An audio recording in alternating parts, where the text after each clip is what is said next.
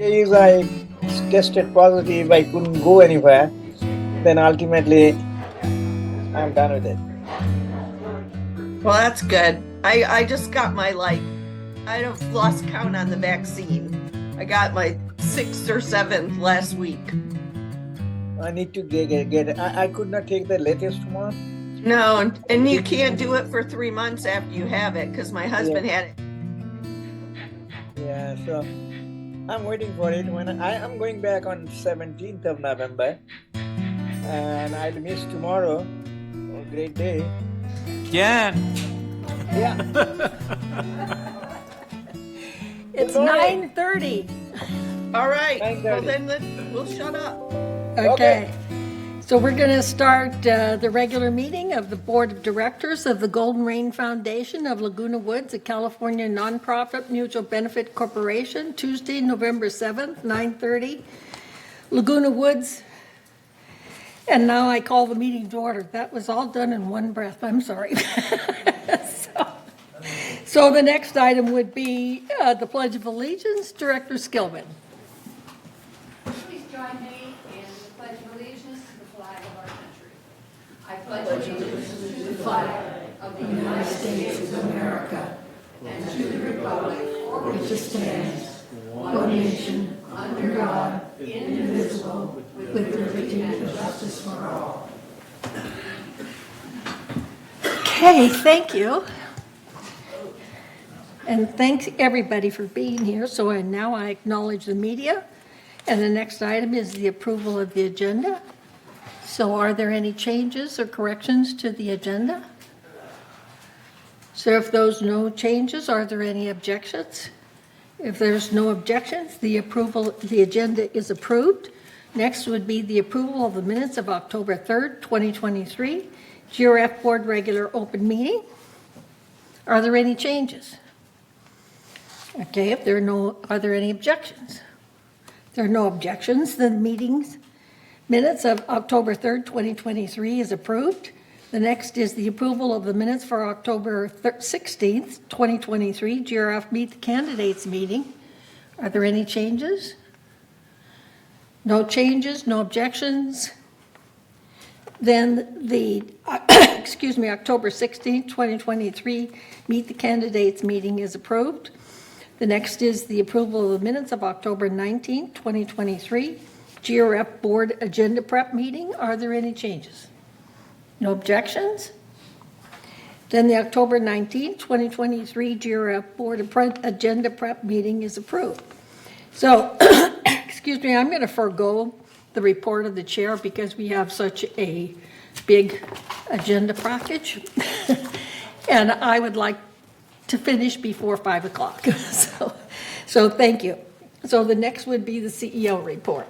You put the pressure on me to be brief, President Carpenter. Thank you. This morning I'd like to share a few updates of hot items in our community, just to make sure that everyone has the information they need. I'm going to start with Orange County Vector Control District. Recently we have received inquiries about how to address mosquitoes. And on last Thursday, Laura Young, the district manager, participated in an interview on this day. And I have the bit.ly link on the screen before you. She covered topics such as why are there more mosquitoes this year? Why are the 80s mosquitoes so hard to control? Why am I getting bitten more? And what can I do? Ms. Young and the following tips for mosquito control. Eliminate the breeding sources around the home. Can I have the next slide, please? By checking properties for small sources of standing water and dumping it, scrubbing outside containers to help remove mosquito eggs, and helping your neighbors by talking to them about what to do. Prevent mosquito bites by applying mosquito repellent to exposed skin before going outside, and wearing long sleeve shirts and long pants and lighter colored clothing. On the screen before you is how to contact the Orange County Vector Control District. You can visit ocvector.org for more information. And to submit a service request, there's a web form on their website, and it's under Report and Issue web form. We've also received inquiries about coyote activity in the village. The Laguna Beach Police Department's Animal Service Division responds to wildlife situations in the village. To report coyote encounters, you can call 949-497-0701 or email coyotes@lagunabeachcity.net. Again, that's coyotes@lagunabeachcity.net. Recently, Cindy Whitney, host of Discovering Laguna Woods Village, interviewed David Pietrella, the Laguna Beach Animal Services Officer assigned to the village. The bit.ly link for that interview is on the screen before you. And the officer shares information about coyotes, such as insight into coyote behavior, tips for walking with or without a dog, and much more.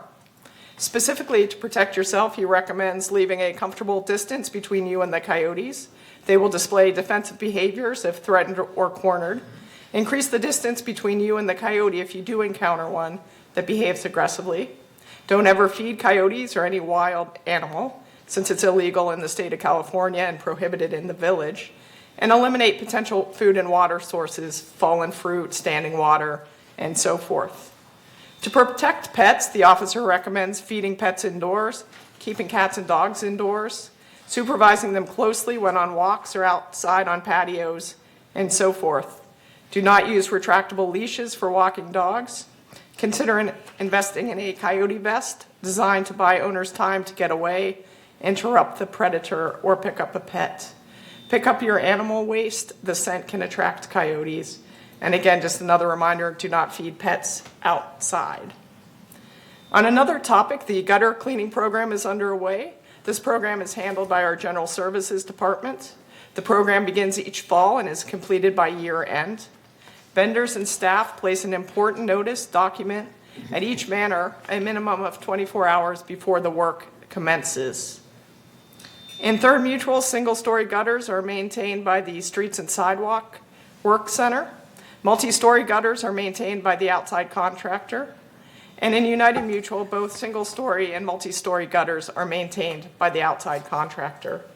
Work performed in the program includes debris removal by blowing or hand removal. Downspouts are cleared, minor repairs such as replacing gutter spikes, verifying splash guards are in place, removing debris from patio covers. Alteration gutters are serviced to prevent structural damage. All gutters are serviced once per year, and any emergency gutter cleaning identified gets priority. In terms of schedule, work generally progresses numerically, beginning with Building 1, and there are some modifications based on geography and building locations. Work in United is being completed this week, and at that point, work will transition to Third Mutual. The first units to be cleaned in Third Mutual will be within Gate 5, and they will be the 1.5-story buildings. Analysis is underway of the gutter cleaning program to ensure the program is effective and efficient and to maximize the value received from our contractors.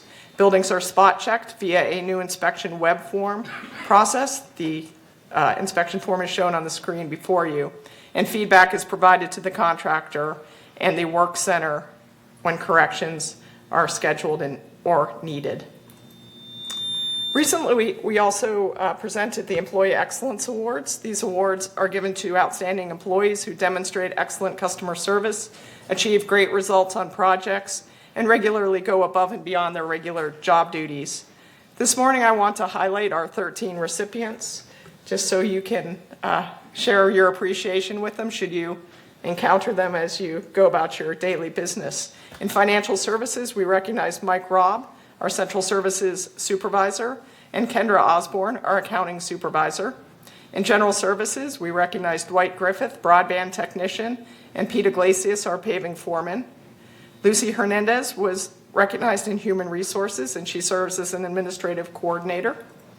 In Landscaping Services, Vincente Martinez, Section 1 Foreman, and George Porras, our Pest Control Foreman, were recognized.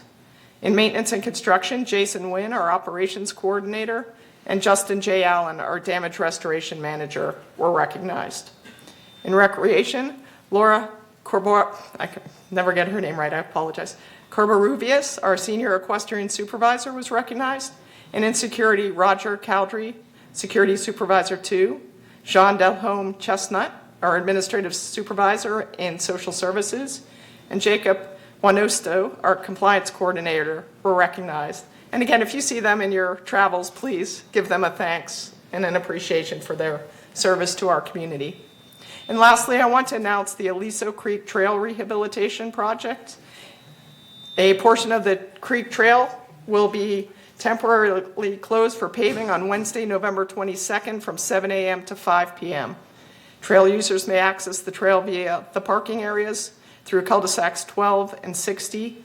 And for more information, you may contact our project manager, Eric Sneekluth, at 949-597-4625. But again, that work will take place on Wednesday, November 22nd from 7 a.m. to 5 p.m. And that concludes my update this morning. Thank you very much. Just a note, on the 3-story buildings regarding the mosquitoes, sometimes there's standing water in the parking areas, and that's a problem I know you're working on, but I was bitten to death the other day just waiting for the AAA truck by my car. Okay. And you can always please use that web service form, and they will come right out. They're in the village every day. Well, so. It's a problem that occurs after every rain and then some. Yes, but if you give us the precise locations, Joan, we can address them. Sure. Thank you. Okay. The next item on Madam the President, agenda. Bonnie. And I'll Bonnie. turn on my microphone. Okay, I'm sorry. A couple of questions. One is on the coyote. Last time the animal, police was here, I talked to them about the coyotes, and I asked them if there is a path for the coyotes that they usually travel. And they said there is usually a path that they work, and especially if they have a den somewhere. And one of the den they identified was gate 11 by the creek back there. And another one was, I think, somewhere in gate 1. They said there was a den. Is it possible that I asked them if they identified those paths for us? They said, yeah, if the requests come through, they might be able to do that. If they identified the path, and then we put signs that these are wild animal path, so people understand that they might be facing people mostly in those areas. That's one of the things I was going to ask. The other one is about the gutters. Every time, we've been spending a lot of money cleaning the gutters. Have anybody, or I'm sure they have, look at the leaf guard for the gutters, because that in the long run, I guess we're going to be saving money and less damage to the buildings. Yes, and I didn't mention it on my slide, but Third Mutual has budgeted $15,000 for a pilot program to test out various rain gutter guards. So that's going to be happening this year, and from that information, we can decide how best to proceed. Oh, should we do that for, the GRF property too? Should we look at that? I mean, Or we can just benefit from that pilot, see what Yeah. works the best, and then apply that technology to Yeah. GRF. Yeah, those are the two questions I have. Thank you. Are there any other questions? Yes. I don't have a question. I want to answer raise this thing about the signs. Those signs that say coyote warnings, they belong to Laguna Hills. And because I called, because they took one down by my house. So if you want one up, you have to call the Laguna Hills Animal Shelter or Animal Control and request it. And then they'll put that sign up. We don't own those signs. No, I thought we were serviced by Laguna Beach. Or Animal Laguna Control. Beach. Yeah. Oh, okay. Okay, excuse Because, me. yeah. I misspoke. Yeah, but it has to be a request from the village, not the individuals, I think, I According to cannot go there security, and it's put an signs individual. somewhere. Okay? Thank Okay. you. You're welcome. Are there any other questions? If there are no further questions, we'll go on to item 8, which is an open forum. So at this time, members only may address the Board of Directors regarding items not on the agenda and within the jurisdiction of this Board of Directors. The board reserves the right to limit the total amount of time allotted for the open meeting to 30 minutes. A member may speak only once during the forum. Speakers may not give their time to other people, no audio or video recording by attendees, and no rude or threatening comments. Members can attend the meeting by joining Zoom link, and the number is 981-312-57242, or call 1-669-900-6833 or email meeting@vmsinc.org to have your message read during the forum. So do we have any speakers today? Yes, first speaker is Chris Collins.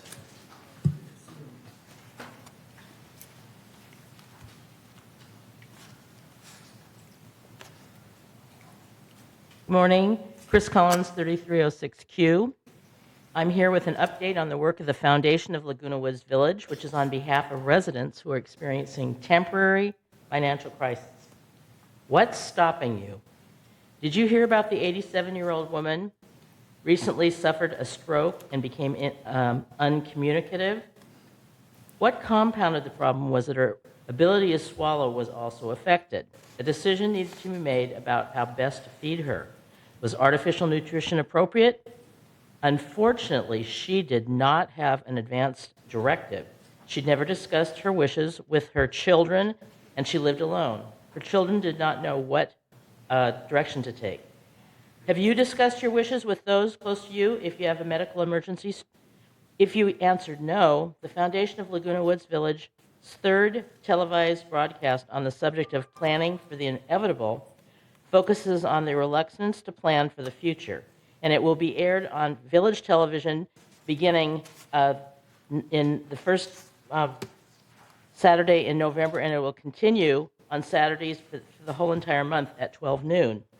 If you want to review this broadcast on your own schedule, it's also available on the Foundation website, which is Foundation of Laguna Woods Village org under a special tab called Planning for the Inevitable.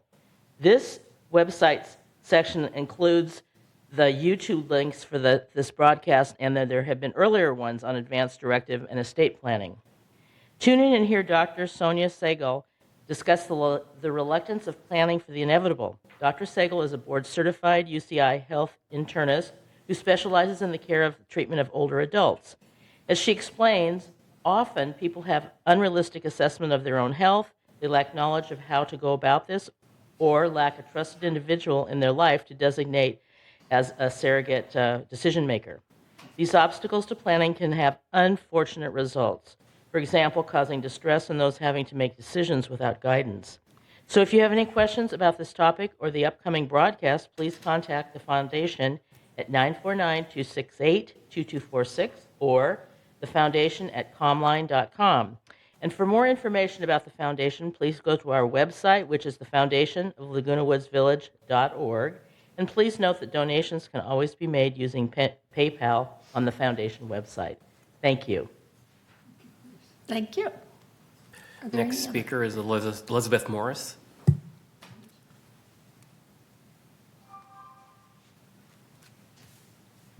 Good morning to you, ladies and gentlemen. I live at 581 Unit O, Avenida Mallorca. And I emphasize this because everybody asks me when I talk about what goes on in the park, how do you know so much about it? And literally, I live right over the mitigation area. Every window looks out on it and on the park, and if I go out on the deck, I can see way up past the mud flats on the East Meadow and past the rapids towards Sevilla. So there's nothing that goes on at the bridge area that I don't see everything or hear it. And I call this little speech Extracurricular Activities in the Aliso Creek Park because I am concerned about what I see now. When I first moved there, the only problem we had were skateboards. And I never saw a resident sliding down one of those hills on a skateboard. But I saw lots of grandparents with grandchildren out there, and lots of parents with grandchildren or children coming down those hills.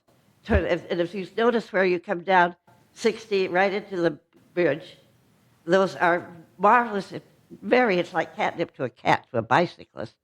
The only bicycles I ever saw when I first moved in there in 2011 were packers that came through Gate 4. And you can tell I'm packing real cyclists because they've got backpacks and packs in the front and packs on the back of their bicycles. And they tear through and they go out Gate, come in 4, go out 3, and they'll turn over to the coast.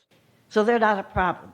And I did call several times security about issues, and they came and they said, well, they're gone by the time we get here, and we can't find them on the streets of the village. So I gave up calling when I thought things needed to be reported. So I don't report that anymore. But now, I'm concerned because with the pandemic, and it did initially when I first came, when I would walk, I walked every morning at between 7 and 7:30. I would see meet 3 or 4 people. And now, with the pandemic and the new walking things, new sidewalks and so on, there are dozens and dozens of people every day walking that park. And many of them have dogs. They do use, I noticed they're not to use retractable leashes, but they do. And if a bicyclist came down there and got entangled in that, it would be pretty awful.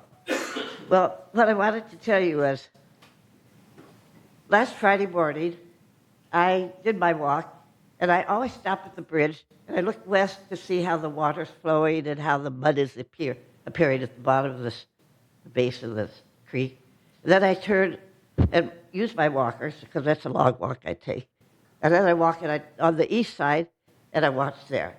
Well, I looked at the west side. I was ready to turn, and I started to turn and walk over to the middle. And a rapid speeding, just like some kind of I don't know what you call it, but it brushed by me so fast. And he yelled at me, and I know he saw me moving. Well, never in my life did I think I'd have to look 2 ways for traffic, killer traffic coming at you in the park. And I thought afterwards, I looked to see where we were when that happened.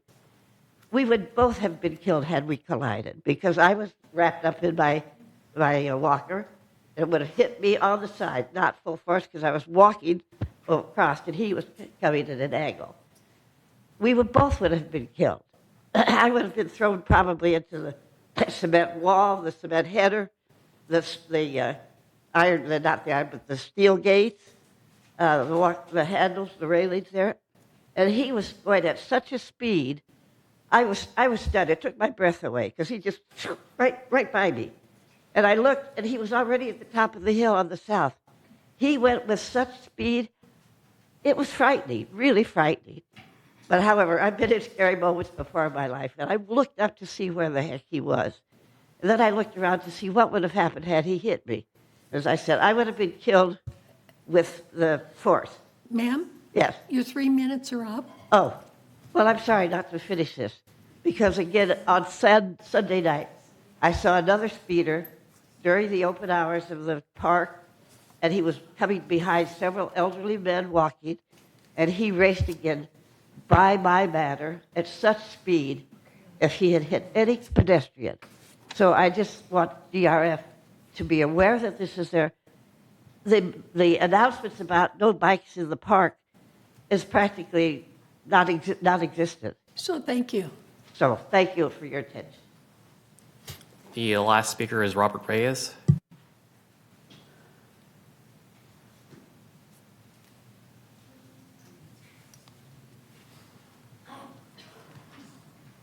Morning, neighbors.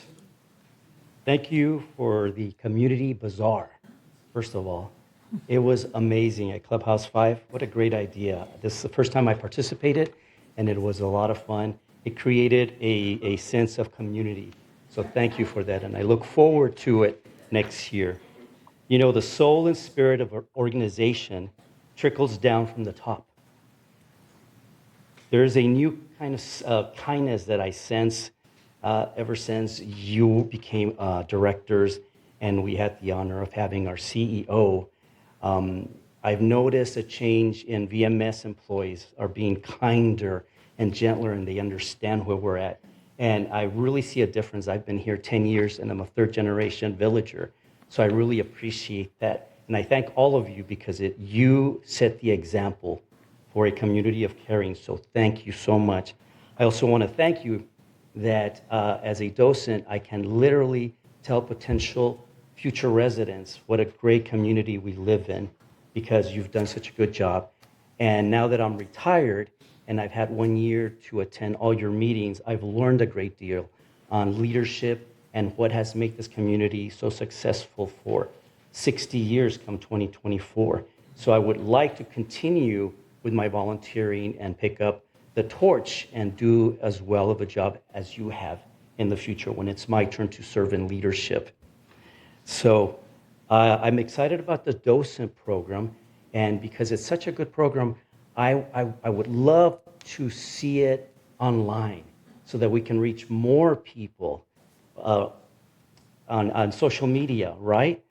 You know, I had the honor of meeting producer Cindy Whitney and the, let's see, the editor, her editor and director, Preston J. Higgins, PJ. They do an amazing job with the program discovering Laguna Woods Village. And I think they would do an amazing job of taking the docent script and creating different videos for the different sections of our community so that future residents can just click on that video 24/7 and we would be able to reach a lot more people that way. And not only that, but we would be saving on that budget. And I know the docent program is amazing. I love being a docent, but I also love the fact that you're so responsible with the budgeting. And kudos to our CEO. I've seen the directors of all mutuals saying, cut back, cut back, cut back, and she always does. You know, we can't do the job that we're doing right now on a skeleton crew, but we're doing a good job. So let's make sure we continue that. And thank you so much for letting me volunteer. Now, I know that if I bring issues, I have to bring solutions, and I'm here to volunteer to help out in any way I can. Thank you. Are there any further questions? Any further speakers? No? Does anyone want to comment? Okay. Yeah, I want to, as usual, thank Chris for great job that you guys doing. Everyone in the village really appreciate everything that you guys doing at the foundation. Keep it up. And but the speeding, yeah, there are, you know, issues with the speeding, but I leave that to the, security to find out how the best to approach that. But Robert, it's really appreciated some good words for the VMS. That's, we always hear about the bad thing and problems, and sometimes a positive input will lift the spirit and helps people to do a better job. Appreciate for your kind words for the VMS. Thank you. Joe. I just want to thank Chris again for the vital information for all of us. I think we need to pay particular attention to that. And Elizabeth, if you don't have it, we need your statement.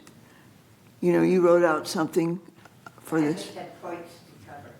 Okay. But I can write it up for you because actually there's... Well, that's more. okay. I think that what we need, if we haven't got it, is no skateboarding allowed in the village, and as well as bicycles. It's a safety factor for all of us. Absolutely. We can't talk back and forth, okay? I'm sorry, but I got you. Thank you. That's all. Juanita? I pressed my request to speak button. Elizabeth, it's always good to hear from you, and I appreciate all of the oversight that you do at our creek area. This is an important issue that we are undertaking in our Security Community Access Committee. Bikes, especially the proliferation we have now of e-bikes that just zoom through, not just on sidewalks, not just on our trails, but even on our streets. We've had quite a few near misses with people who can't quite get that. So it is something we're looking at, and I encourage you to come to our next security meeting and give us your testimony again. Thank you. I will. Jim? Well, actually, Juanita stole my thunder. But Mine too. But one last thing. Again, I just want to comment on Chris and the foundation and urge everyone to contribute to the foundation to the extent that they can, because it does wonderful work. It really does. And I appreciate your report to us every month also. Anyone else? Okay, the only comment I have for Robert is the fact that Media and Communications is already looking at videos that would, that, not our committee, but I think it is part of the committee, right?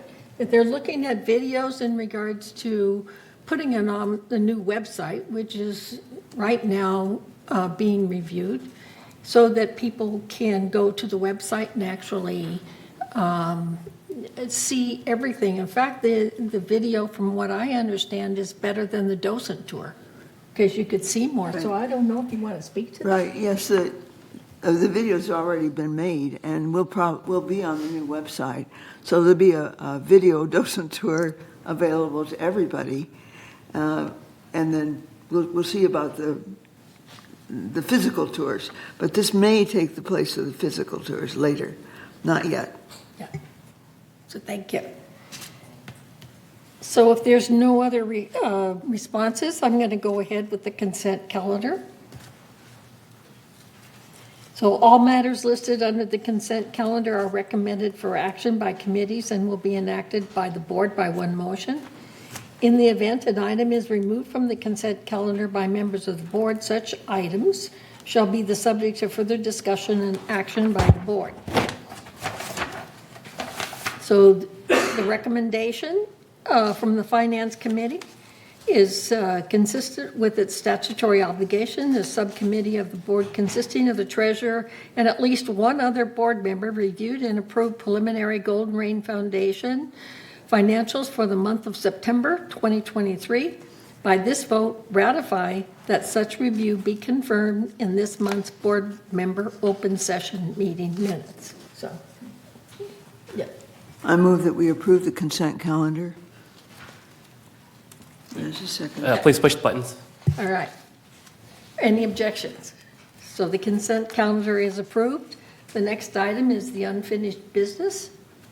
So, 8, entertain a motion to remove the drop-in lounge television October initial notification of 28-day notification for member review and comments to comply with Civil Code 4360 has been satisfied. So, Joan, will you read the resolution, please? Right. Resolution 90-23-XX, drop-in lounge television. Whereas the drop-in lounge located at Clubhouse 1 is open 7 days a week from 8 a.m. to 10 p.m. and is a gathering area for residents to have a cup of coffee, socialize, work on a jigsaw puzzle, read a magazine, conduct work, and or relax. And whereas altercations and arguments occurred among residents who had conflicting viewing preferences and interests, resulting in security being called to the lounge on several occasions, which hindered the enjoyment and necessitated the removal of the television for safety purposes on Monday, December 17th, 2018.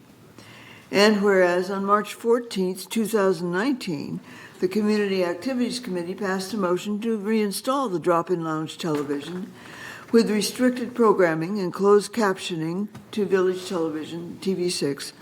And whereas, since the reinstallation of the television, board members and staff continue to receive complaints regarding access to preferred programming and restriction of use of the remote control of volume and channels.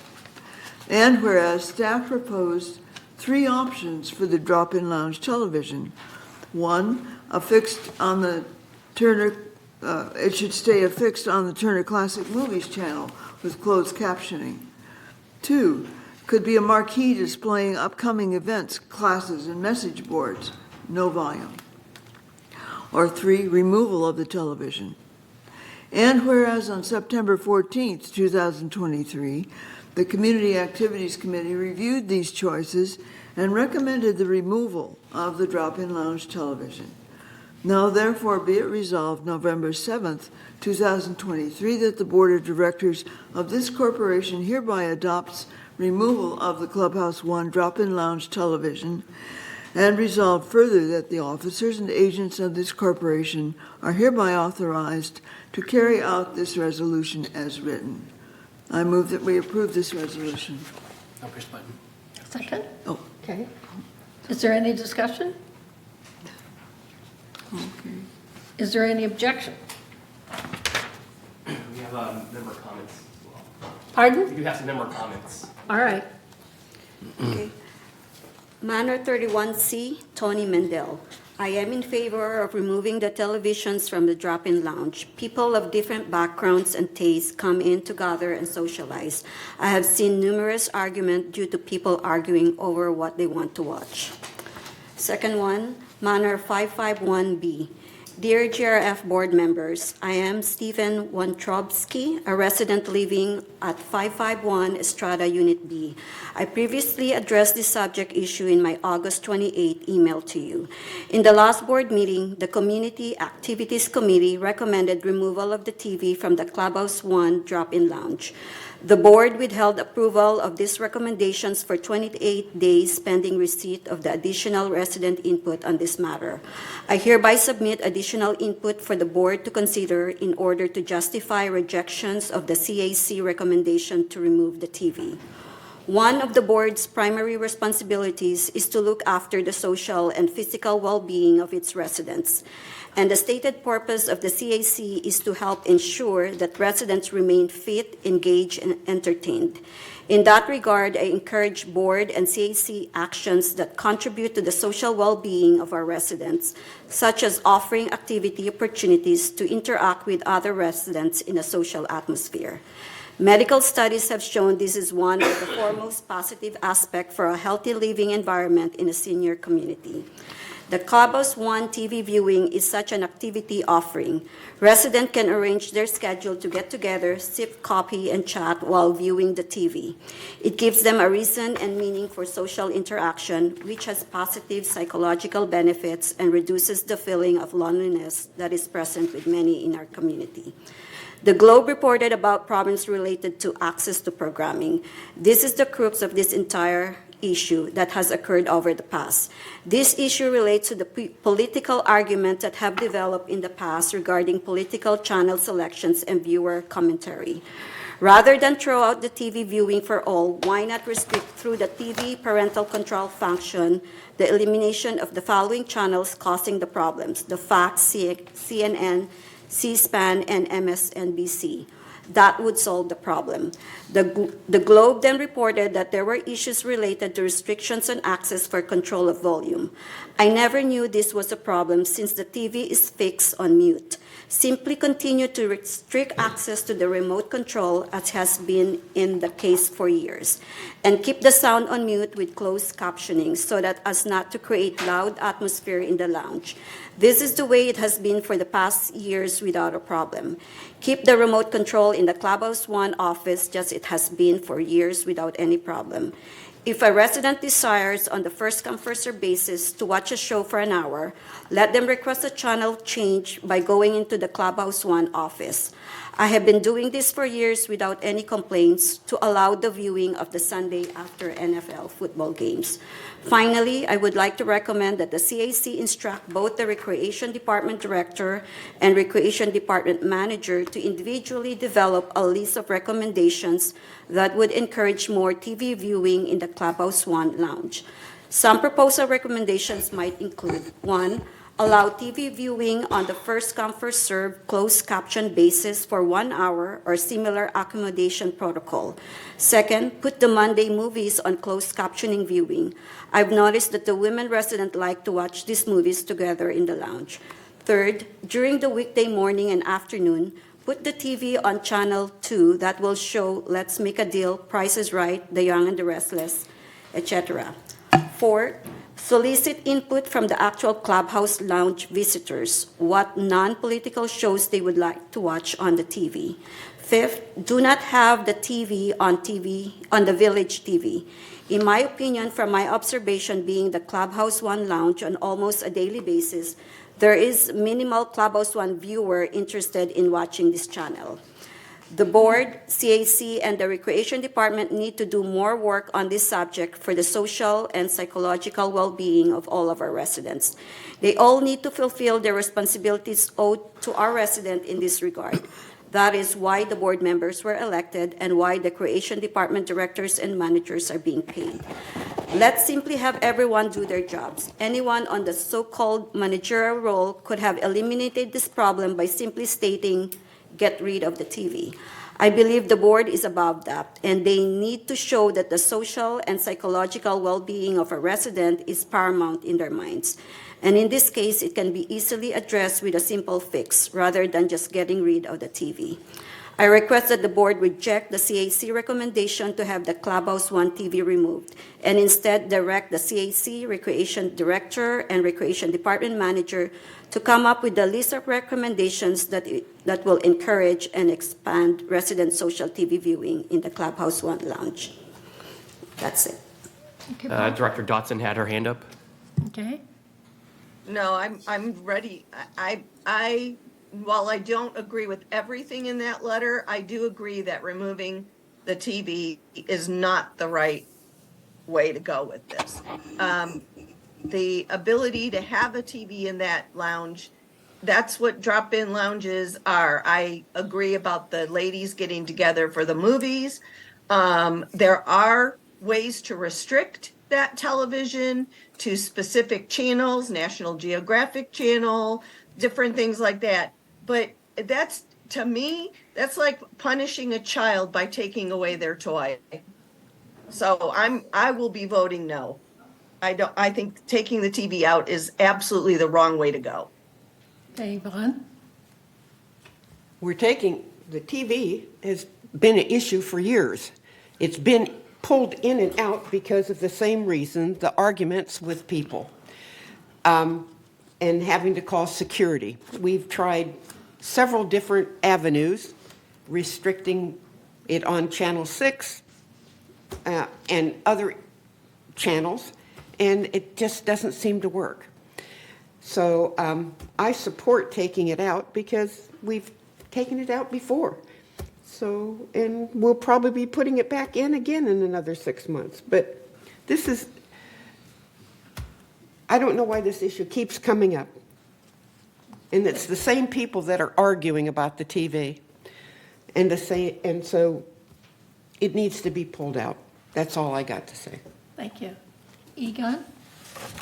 I recommend against taking out a amenity just because one or two or several people, for that matter, misuse it. It's just not. It just doesn't make any sense. If we were to do that, we'd be ending up closing down half of the things around here. We have endlessly talked about rules of conduct and have installed such rules. I say apply them. If you have a troublemaker, call them aside and give them a fine, or at least notice them that they're due for a fine if they keep this up. Run it as a first come first serve first come first serve basis. So, and keep it in there. And if we've taken it out and we put it back in, take out, put it back in, what the heck does that say? That doesn't make any sense either. So I would vote no on that. Thank you. Elsie? Actually, in the bad old days when it was boiling to I hate it too. I fought for a long time to keep that television. I don't like to have people feel like we're treating them as children, on the one hand. On the other hand, security was out there a lot prior to, that would have been probably prior to the pandemic, and it was really bad.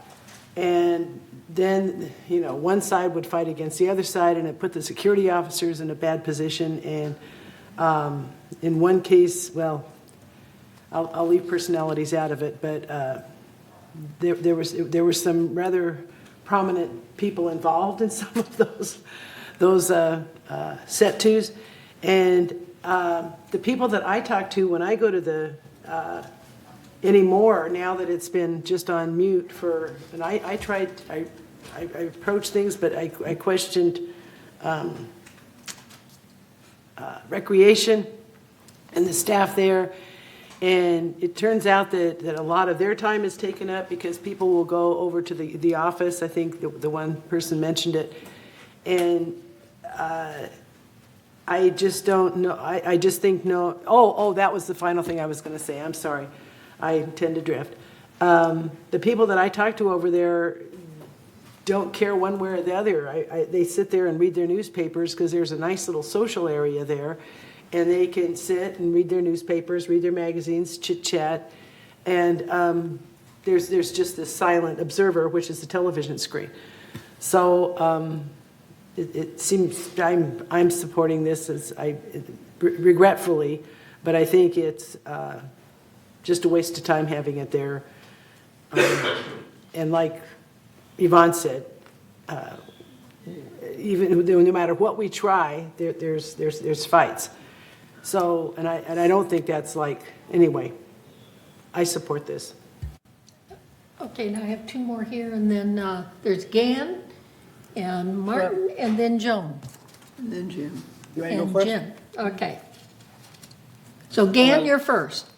Okay, thank you. Thank you for giving me the opportunity to talk about it. I think having a television in a senior community in the drop-in lounge is the most appropriate amenity that we can provide to the senior residents. I agree that there should be some rules how to operate and in which sequence we can people can use it. Other than that, if you can also limit the number of channels. But having an independent opinion, whether it is political or otherwise or social, that is a personal choice. I don't think we can have any limits on that, but there should not be any controversy in the drop-in lounge. It is a socialization area. I think we are all responsible citizens. We should be behaving ourselves, not to go against each other, perhaps to help each other. I suggest that I will vote no, not to. I would not remove the television from the drop-in lounge. The very question comes to my mind: why do I have the lounge to meet if we don't have some kind of a communication system in place? Thank you. Martin, I think you're next. Yes. Hi, can you hear me? Sure. Yes. Great. Yeah, thanks for the opportunity.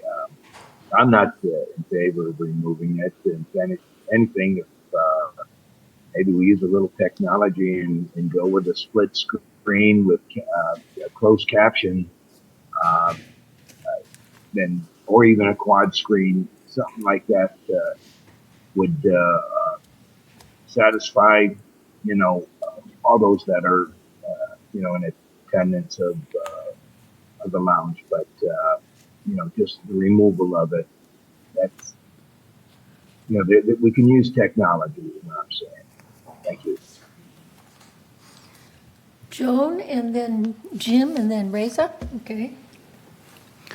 It's been such a controversy for years, and I'm not in favor of removing the TV, but I do think we would need a very strict schedule that we would control rather than. The problem is if you leave the freedom, which most people have, to watch TV as they wish, then the conflicts arise because not everybody wants to watch the same thing at once. Right. But if they know ahead of time that, say, between the hours of 2 and 4, there will be the standard movie shown. And between the hours of such and such in the morning, we'll have game shows and other types of entertaining things, including History Channel and the National Geographic. The point is that if there's a way for us to control what's on there and give a variety, fine, without having staff to stand over the residents and make sure they behave like adults. But perhaps there is no adult way, so I'm conflicted, but I don't feel that we've made all the effort we can to give this programmatic approach. Jim, and then Reza. Yeah, I too am conflicted, but at the same time, there need to be consequences for behavior. So we're talking about behavior here, and from my perspective. The TV does not cause the behavior. The programming does not cause the behavior. It may precipitate the behavior, but it doesn't cause it. So where there is behavior beyond what is reasonable, there should be consequences. I would not want to punish everybody who wants to come in there and watch that TV. I live pretty close to Clubhouse 1. On occasion, I drop in and I go into that little room and I see people watching the TV, mostly not watching, they're doing other things, but it's there. It's noise. It's a way to communicate. It's comforting. I don't think removing that TV is the actual solution. There has to be some rules as to the rules of the control of the TV, the watching of the TV, etc. And people need to control themselves. So I would not be for just taking the TV out. That punishes everybody. I remember as the youngest of 3 kids that when I did something bad, my sisters used to really hate me because they're the ones that got punished. Raisa. Thank you. I can see both sides of the issue. And one of the problem is that what I'm hearing, we cannot get along in the launch. That's the problem. And we don't have a procedure. We don't have anything in place that says how this TV is going to be operated. I want to amend the motion to say that the TV is going to be shut down, not removed, until we develop a procedure that is acceptable, and then TV is going to be turned on. We are not going to remove the TV, but we need a procedure for use. Other than that, we're going to have problem because people cannot get along. There is no procedure, there is no requirement, and everyone wants the remote. That's my suggestion. Thank All you. right, did you move that? So that a motion? repeat your motion. The motion, I want to amend the motion saying that we are not going to remove the TV, but it's going to be shut down until we develop a procedure for usage in the lounge. When we have that procedure, the TV will be turned back on. When I we second accept that. it. Who seconded it? Elsie. Elsie. Okay. Okay, is there any further discussion on the amended motion? You have to vote on that. Right. Who seconded? Okay, so. Elsie did. Yes. So now we're going to vote on the amended motion, On the amendment. on the amendment. So if you'll notice on your screen, we're going to be using the screen. Martin, can I have your vote, please? Pardon? The people on Zoom, I'm going to ask for their votes. What? I'm going to ask for the people on Zoom their votes. Oh, okay. Oh, okay. Martin, You can I want have it your- in We can chat? vote on the screen. Do you want it in verbal or chat? whatever's easier for you guys. Okay. So this doesn't have, is that what you were going to ask too, huh? This is the amendment we're voting on. So, but it doesn't state the amendment on Granicus, but you know what it is, so we can vote for it? Gan, what's your It vote? says motion amend. Okay, I'll vote yes then. Is that It's the what? amendment Okay. that we're voting on. Gan, It can I have your doesn't vote, state please? the amendment, is what I'm saying. Okay. It says motion amend. Yeah. So why, I press the button and it's not working for me? I- Oh, well, I pushed it and Press yes. You're on there. I clicked on it for you already. Yeah, I pressed yes. You're up there. Nope, You're up there. You're on the screen. You're I'm there. on the screen? On the right-hand column. Okay, I couldn't read. Gan, can I have your vote, please? Put on my glasses. Okay, Now we have to vote on the amendment. Give me a sec. We're waiting for Okay. Gan. I'm sorry, we're waiting for Gan. the TV's going to be off until we come up with the procedure. He's not voting. yes, okay. All right, so now we need to vote on the motion, the first motion. Which, the amended motion. We already voted on the amended motion. I thought that was the amendment motion. Okay, we have to vote on the entire motion with the amendment in it. I'm sorry. I move the motion, I move It's already been- the new amended motion. And I second it. You want it, What is the amended motion? Can you please that we clarify? remove the, That we do not remove the television, but we shut it off until shut a it off. proper procedure for viewing is established. I move I that. agree. Okay, I agree. So we're, at this point in time, is there any further discussion? Okay, Juanita? Do we need a second? I seconded it. I may be extremely old-fashioned, but To me, social interaction means people talking and interacting with each other, not sitting and watching a boob tube. If they want to sit and watch the boob tube, they can do so at home. I think that the television there cuts off the social interaction that we have with each other. Doing the puzzles, discussing events in the village, all of these kinds of things are the kinds that we want in the drop-in lounge, not people who just come in and sit and watch a television. So that's why I am opposed to having the television in the drop-in lounge. Okay, Elsie? And to follow on what Director Skillman said, you can always go home and watch TV. I mean, who doesn't have a television? You know, because even though I supported this last amended motion, I'm hoping that one of the considerations, and it will be to remove it. But I do support if we can find something more amenable to everybody, then I think that's a good way to go. But I just want to. It's really, what is TV? How does that improve communication? But that's the whole purpose of the motion, in order to take the time off, keep the TV off, figure it out. If we cannot find the procedure and we cannot support anything, the TV is off. If we find a happy medium for people to be able to use it, then we'll do it. Other than that, TV is off until we have a procedure that we don't have to call, security every 10 minutes there. Right. Okay, let's vote on the motion. What? I have something to say. All right. Okay. Regarding socialization with television, I just want to say that people watching a football game together or watching a movie together, they like to do as a group, and that would be the socialization part. But I agree, if television's there, it's just as a distraction, it stops conversation and so on. But it's possible to have agreed upon times and events that people might like to do. Okay, that's just my input. So I'm still voting for this.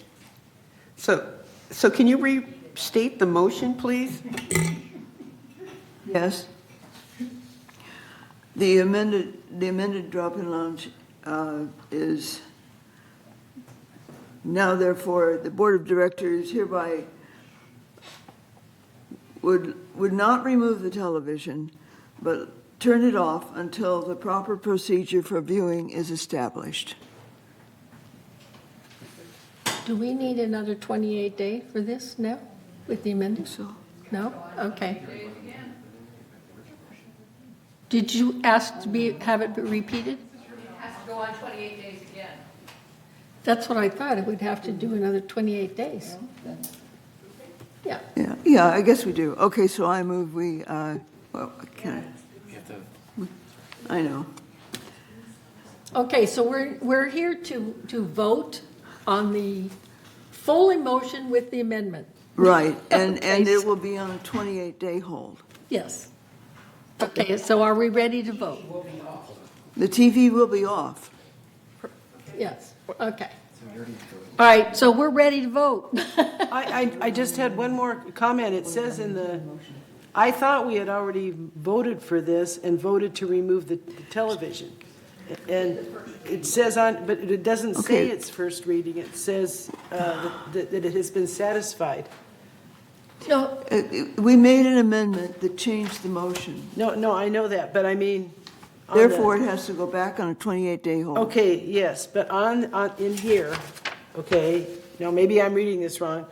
It says, unfinished business, entertain a motion to remove the drop-in lounge television, 28-day notification for member review and comments to comply with Civil Code 4360 has been satisfied. Correct, but we're changing direction, But so right. we're changing direction. October, the initial reading was. Let Siobhan speak. We're changing direction, Elsie, so it will have to go back on 28 Oh, day. no, I got that Okay. part, but the point is, this same board voted to remove the television. No, you introduced the resolution for 28-day hold. You didn't take any definitive action. You just introduced the resolution for 28-day hold. Yeah, but if we had killed it the first time, it would not have been put Correct. on 28-day hold. Yes. So we supported it to go on 28-day hold, and now everybody's against it. Okay, got it. Not a problem. Okay, are we voting?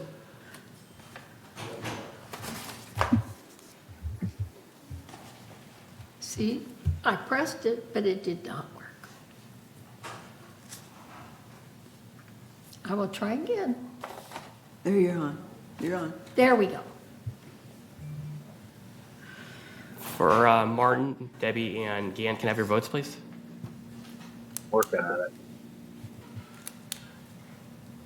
Yes to the amended amendment. Okay. We got it. And Gan? Gan, can you hear us? Okay. I vote to keep the television as it is with 28 days hold on it. When we decide what to do about it, what are the games of the rule of the game. Thank you. Wish we could do that. Okay, everybody, the motion passes. Okay. Onward. Okay.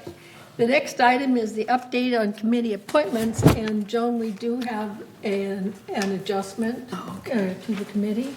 Which one? It's,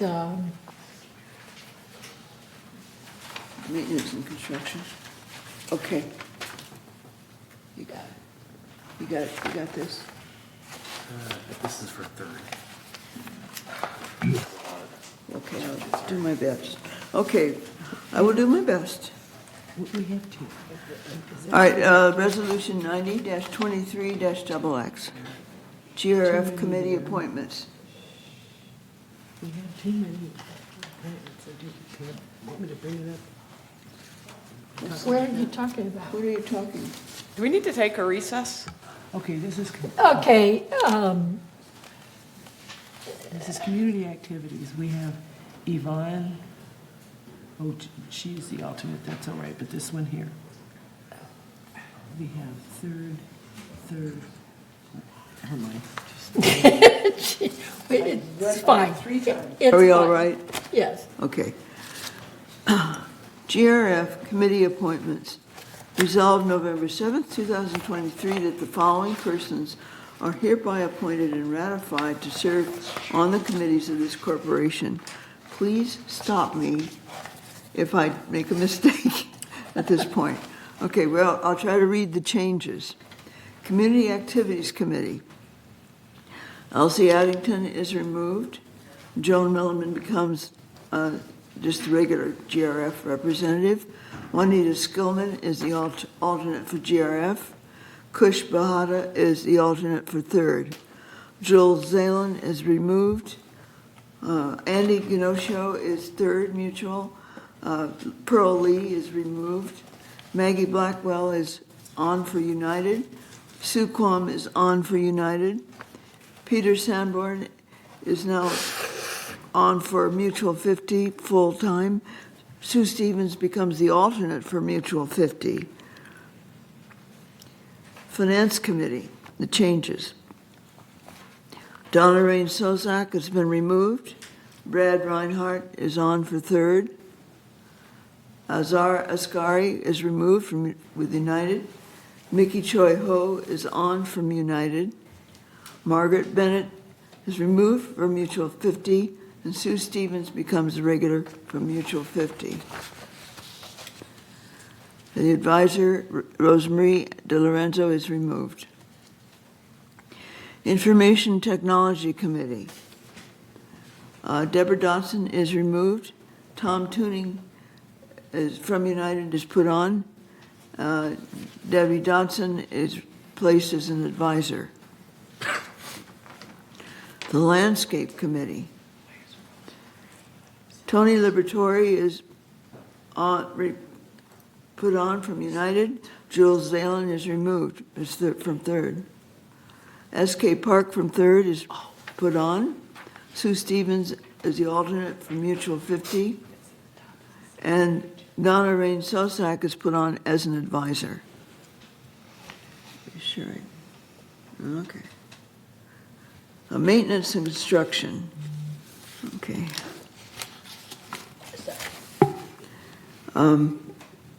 James Cook has been removed from 3rd, and S.K. Park is put on from 3rd. Brad Reinhardt is put on from 3rd as the alternate from 3rd. Andy Ginocchio has been removed as 3rd alternate. Lenny Ross is removed from United. Cash Ashrakar is removed from United. Allison Bach is put on from United, and Pearl Lee is put on from United. So there was a note right there. I thought that was on maintenance and construction. Okay. Also, Mickey Ho is alternate. yeah, and Mickey Choi. Mickey Choi. Mickey Choi Ho is on as the alternate from United. Right. Okay, Joan? I'm here. Here, I'm here. Okay, talk This to side. me. Sorry. Okay. Hello. The James Cook was removed. SK is alternate or is the member? It just says S.K. Park, is he on from 3rd? He's on full-time from 3rd. Okay, so there are 3. The third has 3. SK, Brad, and S.K. Ralph. All 3 of them. S.K. Ralph and Brad, one of them should be the alternate. That's what I'm asking. Which one is the alternate? Who's the alternate? Alternate is Brad. Oh, It Brad. says James Brad Cook Reinhardt is the alternate here. Reinhardt is the alternate. Brad is alternate. Okay. Right. I just want to make sure I know who. Okay, so that was changed. Okay. All right, No, everyone? James Cook is removed. Okay. Landscape Committee. Tony Liberatore is on from United. Jules Zalen is removed, from 3rd is removed. S.K. Park is added from 3rd. And Sue Stevens is the alternate from Mutual 50, added. And Donna Rain Sosak is the advisor, is added as an advisor. What am I doing? I'm sorry. Lost my place. Okay, Clubhouse Renovation Ad Hoc Committee. Apologize, everybody. Deborah Dodson is removed from as GRF. Under Media and Communications, Juanita Skillman is now full-time. Elsie Addington is removed as GRF. Sue Quam from United is removed. Georgiana Willis from United is added. Margaret Bennett from Mutual 50 is removed. Peter Sanborn from Mutual 50 is added as a full-time. Sue Stevens from Mutual 50 is added. The Website Ad Hoc Committee, Azar Asghari is removed as United from United. Mickey Choi Ho is added from United. Donna Rain Sostak is removed from 3rd. Broadband Ad Hoc Committee, Debbie Dawson is removed from GRF. Bunny Carpenter is added from GRF. Maggie Blackwell is removed from United. Sue Quam is added from United. Tom Tuning is added from United. Margaret Bennett from Mutual 50 is removed. Peter Sanborn is removed as the alternate, but is now full-time. Sue Stevens is added from Mutual 50. And the advisor, Debbie Dodson, is added as an advisor. Mobility and Vehicles Committee. Elsie Addington is removed from GRF. Juanita Skillman becomes chair from GRF. Azar Asghari is removed from United. Nancy Carlson is added from United. Sue Stevens becomes full-time, no longer alternate. Peter Sanborn is the alternate for Mutual 50. Security and Community Madam Access- Chair? Yes. I would like to add Elsie Addington as an advisor on M&V. On which one? M&V? mobility vehicles that we just did. Do you agree, Elsie? You betcha. All right. Okay, put Elsie Addington as advisor for Mobility and Vehicles Committee.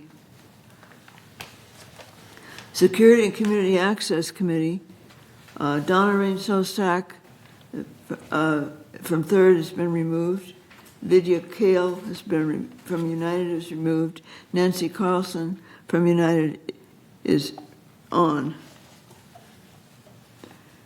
Disaster Preparedness Task Force, Donna Rain Sosak has been removed from third.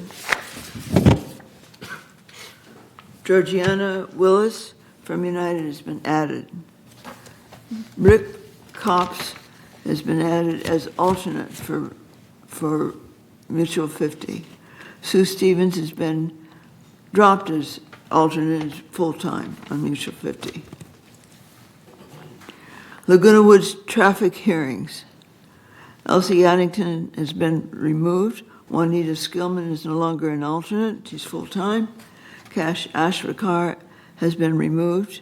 Anthony Liberatore from United has been added. Vidya Kale has been added as an alternate from United. Margaret Bennett has been removed from Mutual 50. Sue Stevens has been added as a full-time. Glenn Miller from Mutual 50 is also added. Purchasing Ad Hoc Committee, Donna Rain Sosak has been removed, third. Allison Bach from United has been added. And Lenny Ross from United has been removed. The Select Audit Task Force is the same. Compliance Ad Joe, Hoc may Committee. I interrupt? Sorry. One correction. Yes. Diane Phelps represents GRF, not BMS, on the Select Audit Task Force. Oh, that's right. Thank you. I apologize for interrupting. Thank you. She represents, I'm sorry, GRF? Okay. Yes.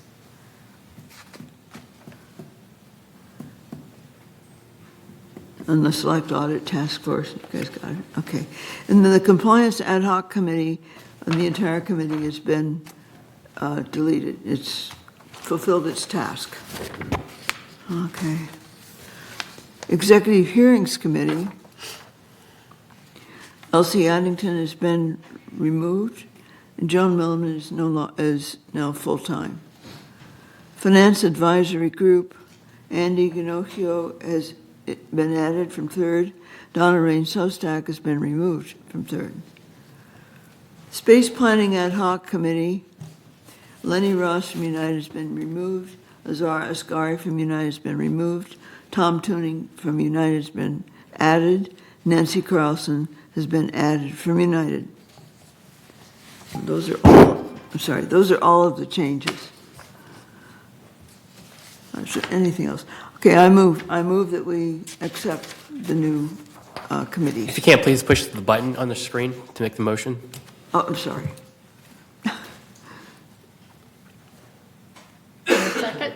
Then we have to state the motion? I did state it. Okay. Do we have a second?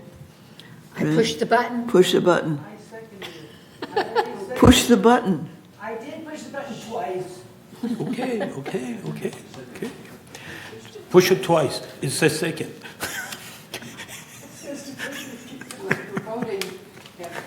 Just, SK, just a minute. Before you vote. Yeah. They're ready There to we go. second, and then we're going to go to discussion. Just a second. Stay where you are. Don't go away. Okay, we're in now. Okay. Is there any discussion? All right, SK? Thank you. If you look at the Traffic Hearing Committee, Sue Stevenson, Mutual 50, and Glenn Miller, Mutual 50, both regular member. Somebody has to be alternate or not? That's my question. I'm lost. Oh, no, you don't have to have an alternate, but if there's a change, it has to be submitted by your president. Well, all other GRF, Third, United, either one member Well, or one alternate. If the third wishes to have an alternate on the disaster preparedness task force, he No, I'm would not talking about disaster. I'm talking about traffic Traffic. hearing. Traffic hearing. I'm talking about traffic hearing committee. Traffic hearing. Your Okay. president has to tell us. What? Your president. We'll have to check with Sue. Yeah, these are submitted by the board presidents, and so in this case right here, this was submitted by Sue Stevens. So if she wants to make the change, she'll let us know, then we'll make the changes on the committee assignments. This is not up to the chair of the committee. Yes, but when we decide a traffic hearing, we have to have, I believe, equal number of all board members. Mr. But Director, 50 has 2 voting members. Director Park, we yeah. will clarify that with Mutual 50 and make the change. Okay, good. Thank you. Yeah. Thank you. Any other comments? Are we ready to vote? Pressure Magic Twingers. Okay. Martin and Gan, can you give me the thumbs up if you're yes and thumbs down if no? Okay, does it just take a long time to put my name on, or do I have to press it twice? Gan, can I have your vote, please? Thank you. I don't know why yours isn't working. Yeah, it just, You're no, on wait, there, see, Bonnie. now it came up, it's just delayed, that's what I Oh, was, okay, because mine came right up, but Yeah. it doesn't like it. no, but that's Okay, the motion okay passes. for today. Okay. All right, so the motion passes, thank you. All right, so the next item, very interesting discussion, are you ready? Reza?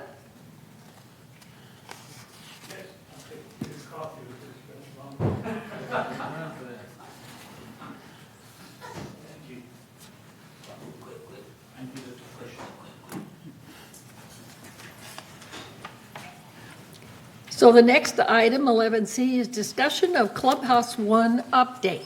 And this is an oral discussion. We will not be voting on it. We will be voting on it in closed session. Thank you, Madam President.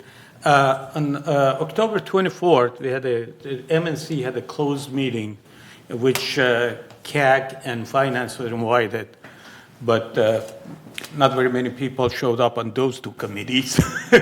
But we discussed the beds that came back. We sent out the RFP, which was approved by the committees, and we received 3 beds. Staff reviewed the bed.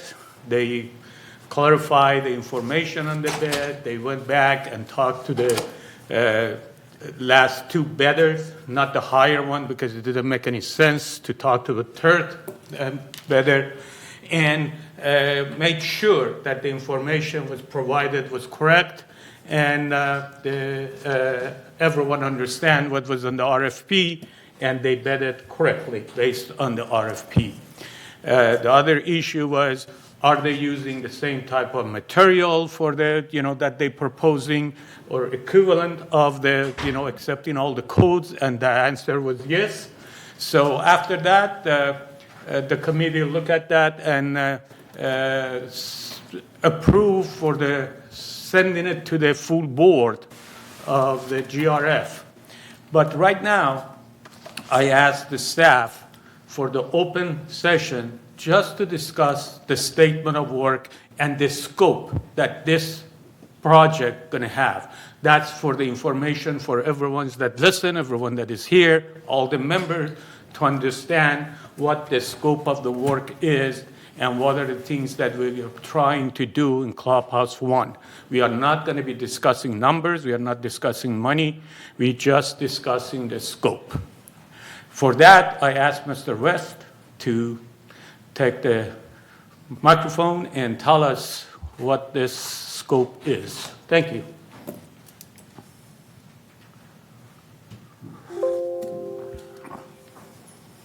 Good morning, Madam President and board members. Thank you for this opportunity to present to you a summary of the planned work for Clubhouse 1.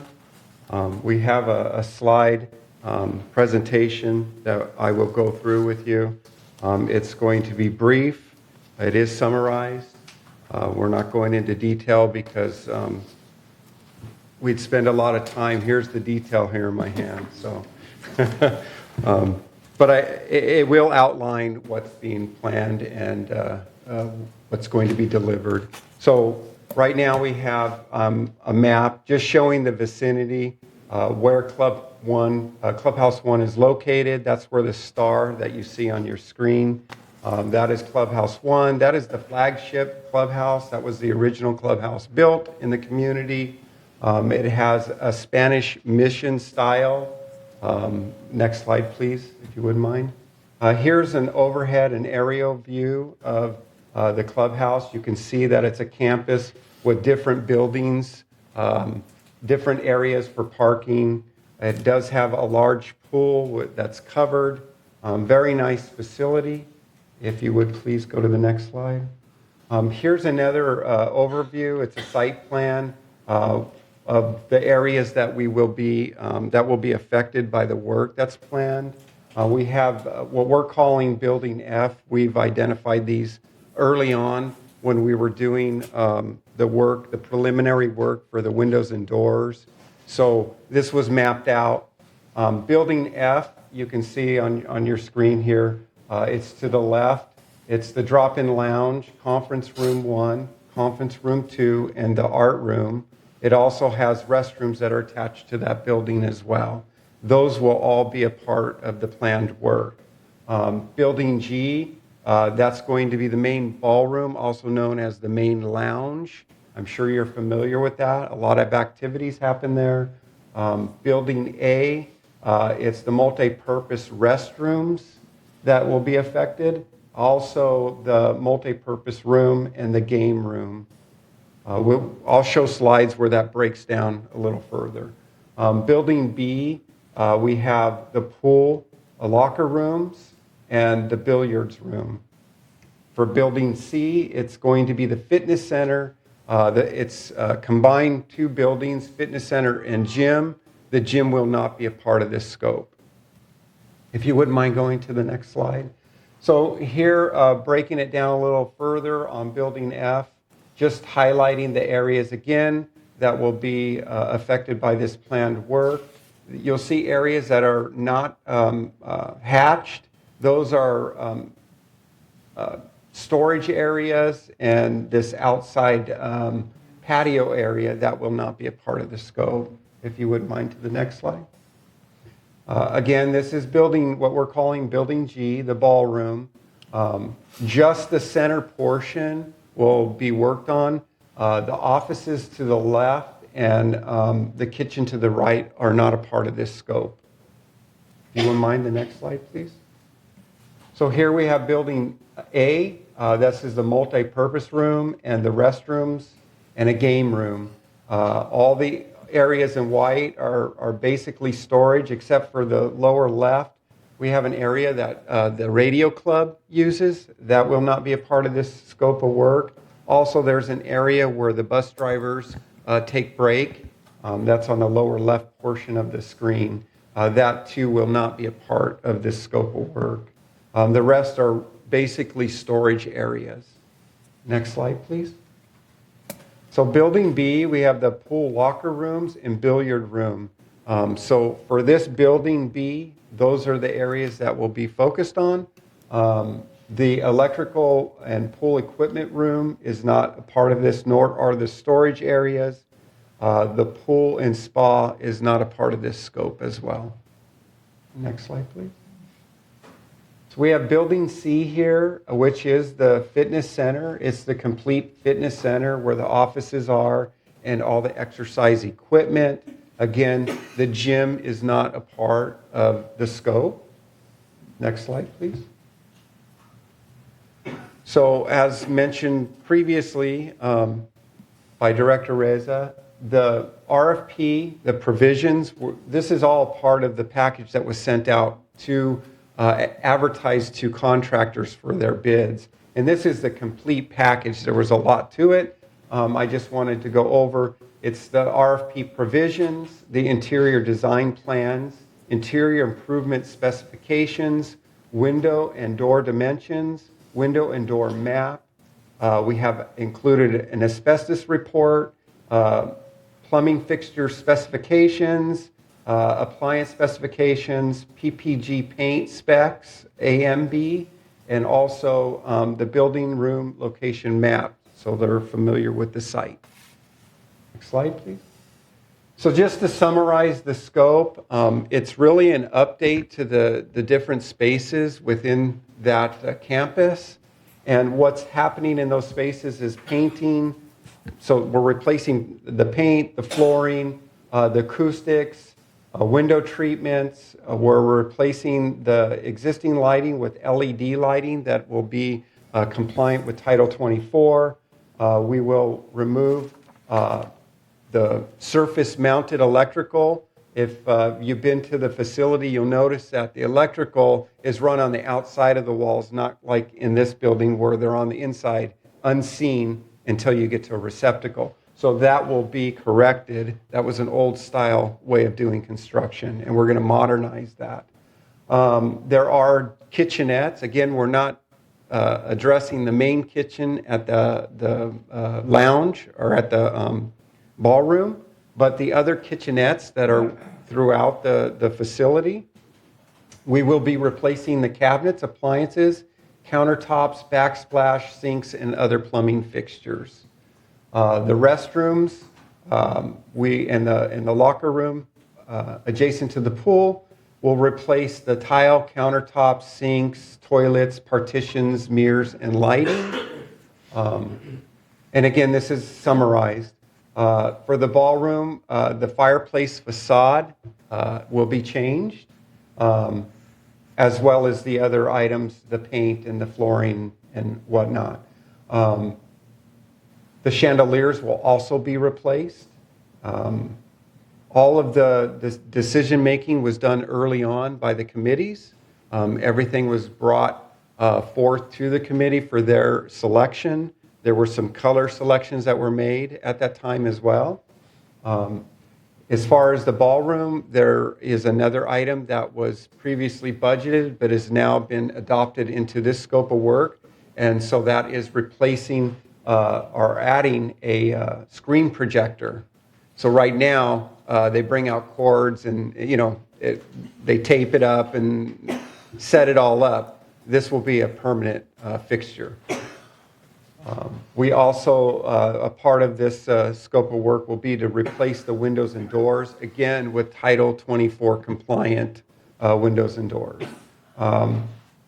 And then there's minor asbestos work that will happen as well. And that will take place when we remove the surface-mounted electrical to place it inside the wall. We will have to cut open some of the drywall, and some of that drywall has been tested for asbestos, as well as some of the flooring mastic has been tested for asbestos, and all that will be addressed as a part of this project.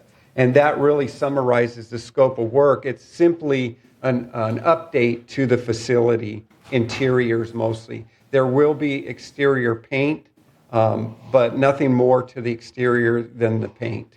I believe that concludes the slide presentation. Thank you, Mr. West. I just want to mention one thing.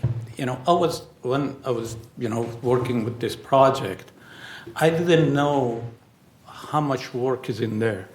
I just asked Mr. West, how many windows and door we are touching in this? 193 windows and doors. That blew my mind. He said, can we eliminate some of the windows and doors? The answer was no. But I'm telling you the size of the project, how many, when you see that and the way that everything worked out so far, I really would appreciate everything that the staff did to put this thing together and take it to this point.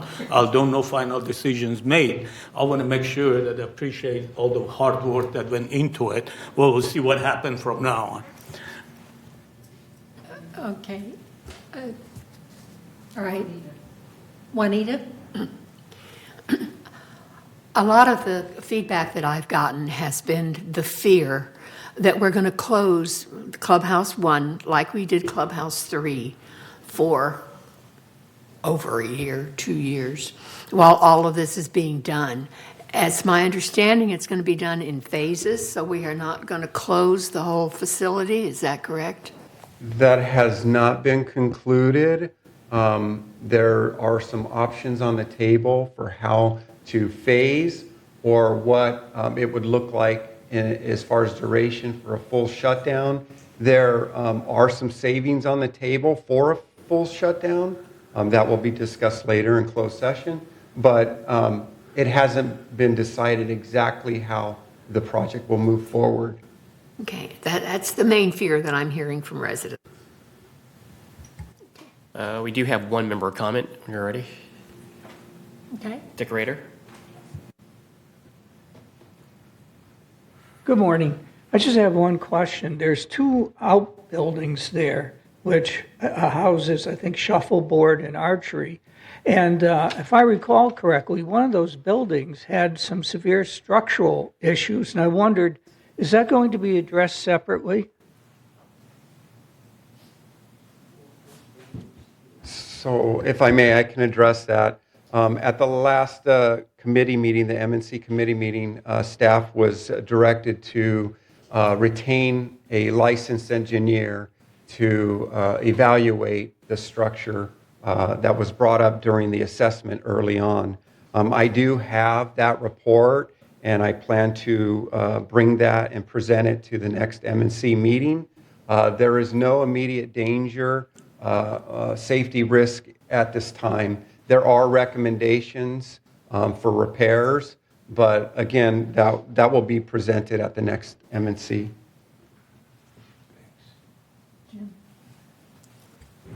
I just want to thank all the committees and staff, because there were several committees that worked on this. I know when I first joined the board, 2020, this had been on the table for a couple of years. And for, I think, Reza and his group, and then I think the Clubhouse One subcommittee, or I'm not sure what they were called, but they got together and just made this thing work. So I don't, just hopefully the residents realize how much time, effort, work, and decisions were made by committees that came together to make this thing happen, because it's not that simple. It's been in the works for, what, 4 to 5 years, from what I understand. So thanks again. Any other questions? So no other questions, and then that concludes the presentation?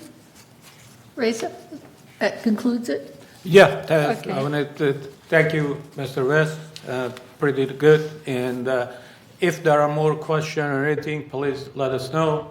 But no decision has been, final decision has been made. Is a recommendation from M&C committee to the full GRF board. And when that decision is made, I think everyone's going to hear it and in detail of what that is. But at this time, we appreciate all the work that went into it. And I hope that we're going to have a nice clubhouse, better than Clubhouse 2, and in a timely fashion and in a very organized way, if it's approved. Thank you for all the input. Okay, Jim? Make just a question. I think, isn't it the vendor selection that we're approving? The renovation itself is... We have, as I said, we have 3 beds, and it's a job of the board to look at those beds and look at the low bedder versus the others, and decide what they want to do. So They want to award it to low bedder, or they want to go to somebody my else. question is, it's who does it, not necessarily that it get done. GRF board. No. The presentation by staff. It is the vendor that's being selected, not the go forward. No. Closed meeting and yes, go forward. correct, everything. Selection. Scope of work and the Yeah, it's the whole enchilada. Right. Okay. So thank you. So we'll move on to new business, which is item number 12. And the next item, A, is to entertain a motion to approve Golf Pro Shop sales promotion. So Joan, will you read the resolution? Resolution 90-23-XX, Golf Pro Shop Sales Promotions. Whereas the Laguna Woods Village Golf Facility has a retail store which sells a variety of golf merchandise to support revenue generation cost recovery, included in the annual budget. And whereas vendor promotions provide revenue as part of the retail pro shop operation, and also provide a fun, interactive service for the resident golfers. And whereas these promotions are specific to sales of general merchandise or custom fitting days for the purchase of golf equipment, and only one vendor is invited to customize items sold. And whereas the order is placed using the Golden Rain Foundation account, which generates retail sales that nearly double annual revenue from these promotions.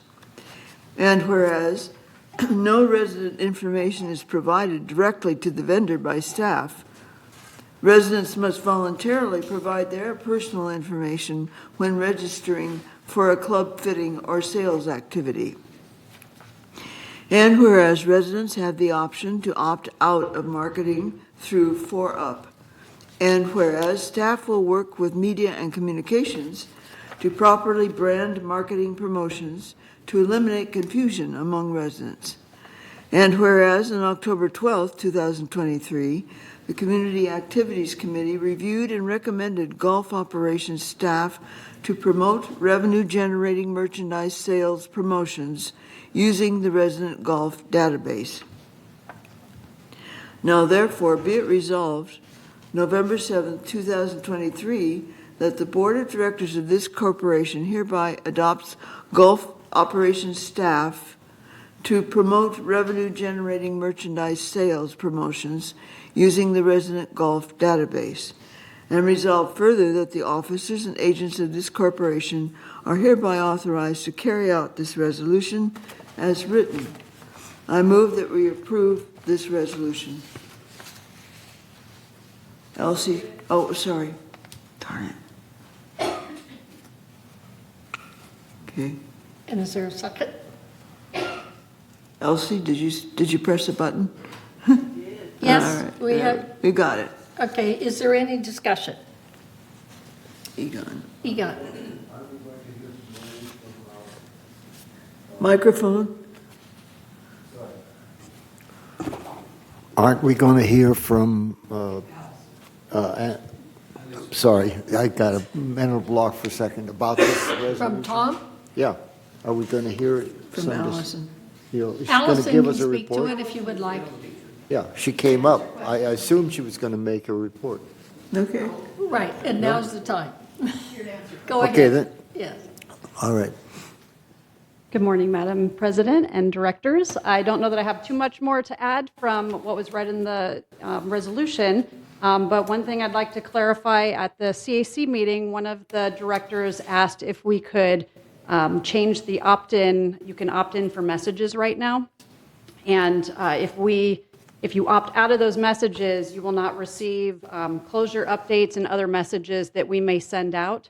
We are going to work with 4UP to see if they can build that into our system so that we can separate it. So you can pick and choose if you want promotional information or closure information and all of that. So if you have any other questions, this is a very popular attraction for our residents as well.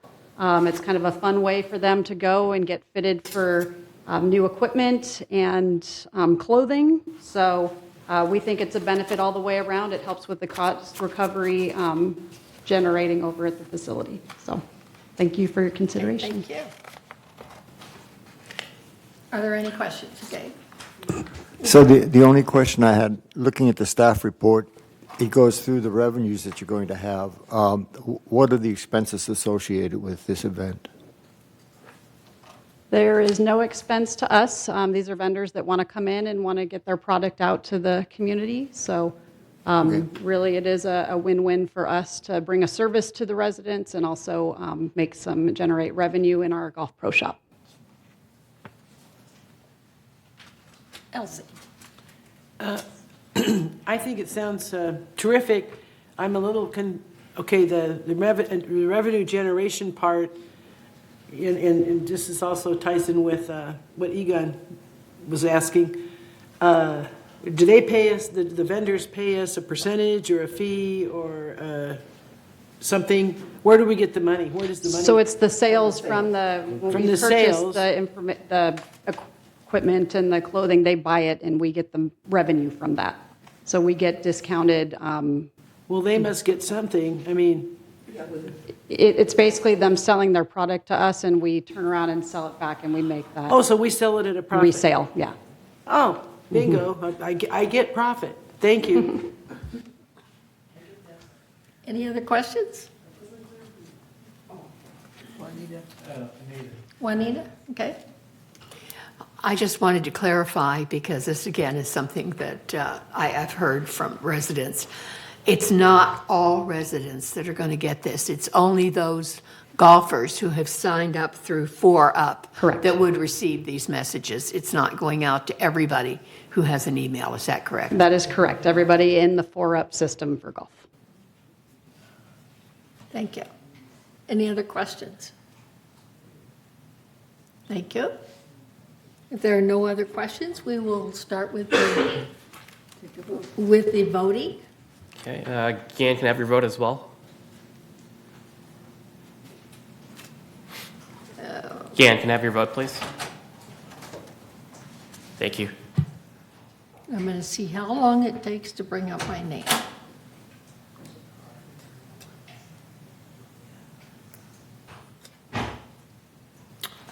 Takes almost. So we'll work on your screen next time. It looks like- That's fine. I just wanted to make sure I only had to press it once. That's what it is. So the motion passed. The motion passes. Thank you. Okay, the next item is to entertain a motion to approve recreation and special events department operating rules. And this will start the 28-day notification for member review and comments to comply with the Civil Code 4360. So we do have a resolution on that, right? Resolution 90-23-XX. Recreation and Special Events Department Operating Rules. Whereas the Golden Rain Foundation has established Recreation and Special Events Department operating rules for usage of GRF facilities. And whereas the Recreation and Special Events Department oversees the use of GRF facilities. And whereas the Community Activities Committee recommends the amendments to the Recreation and Special Events Department operating rules. And whereas the Community Activities Committee reviewed all 33 amenity operating rules in July, August, September, and October of 2023. And whereas on October 12, 2023, the Community Activities Committee reviewed the final drafts of the operating rules and recommends the approval of the presented operating rules with suggested edits. Now therefore be resolved December 5th, 2023, that the Board of Directors of this corporation hereby adopts the Recreation and Special Events Operating Rules, and resolved further that Resolution 90-16-55, adopted December 6th, 2016, Garden Center Operating Rules and related documents, and Resolution 90-18-05, Recreation Policy and Operating Rules, adopted January 2nd, 2018, are hereby superseded and canceled to the extent that they differ. And resolved further that the officers and agents of this corporation are hereby authorized to carry out this resolution as written. I move that we approve this resolution for discussion purposes only and postpone the final vote for 28 days per Civil Code 4360. Please tap on the screen if you don't mind.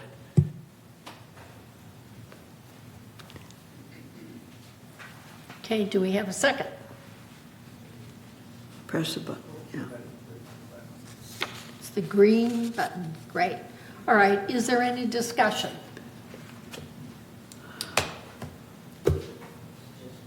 Great. Super.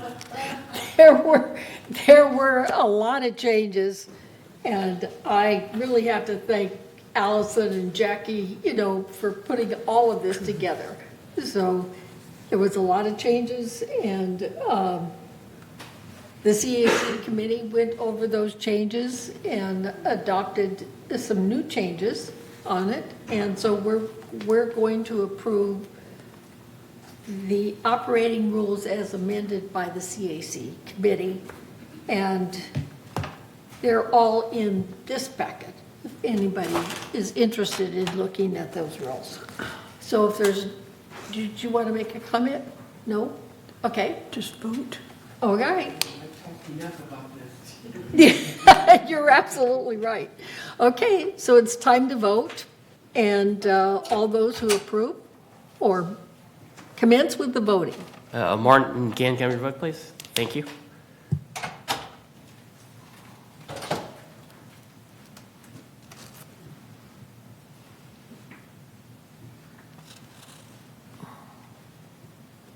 I'm going to see how long it takes my name to come up. I did press it. Okay, there we are. And Yvonne, your vote. Yeah, Martin's in Indonesia, and his goes right up there. Yeah, what's up with that? And Bunny's takes a while. Yeah. Okay, I don't see. I'll do it for you. Is that a yes or no? Pardon? Is yours a yes or no?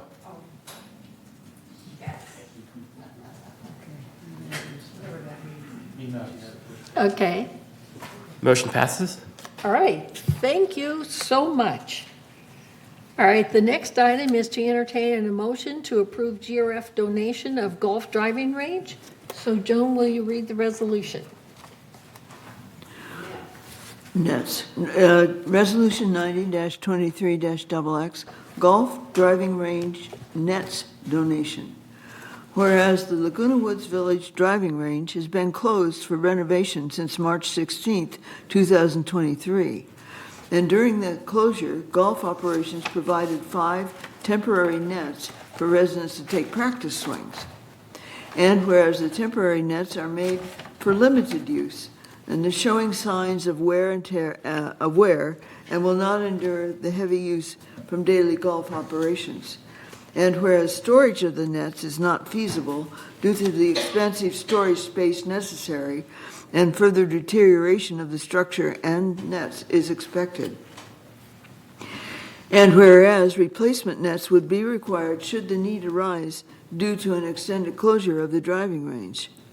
And whereas golf operations staff contacted 2 local high schools in need of nets for their golf team practices, and these teams only practice part of the year, which allows a longer term of use of the donated nets. And whereas on October 12, 2023, the Community Activities Committee reviewed and recommended to donate the golf driving range nets to a local high school. Now, therefore, be it resolved November 7th, 2023, that the Board of Directors of this corporation hereby adopts the donation of the golf driving range nets to a local high school, and resolved further that the officers and agents of this corporation are hereby authorized to carry out this resolution. I move that we approve this resolution.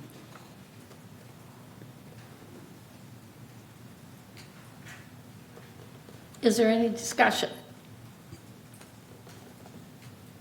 Okay, Egon and then Elsie.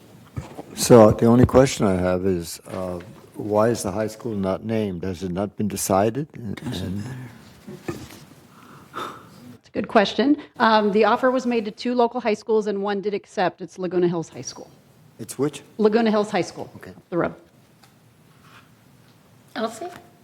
No question? Any other questions?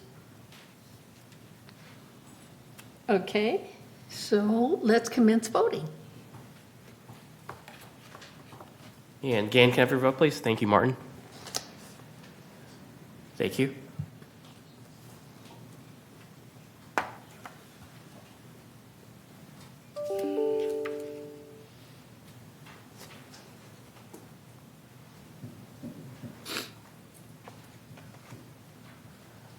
Okay, come on, come on. It looks like we're having issues with Yvonne And monitor as Bunny, well. apparently. So for both you guys, is it Yes, up. Thumbs up.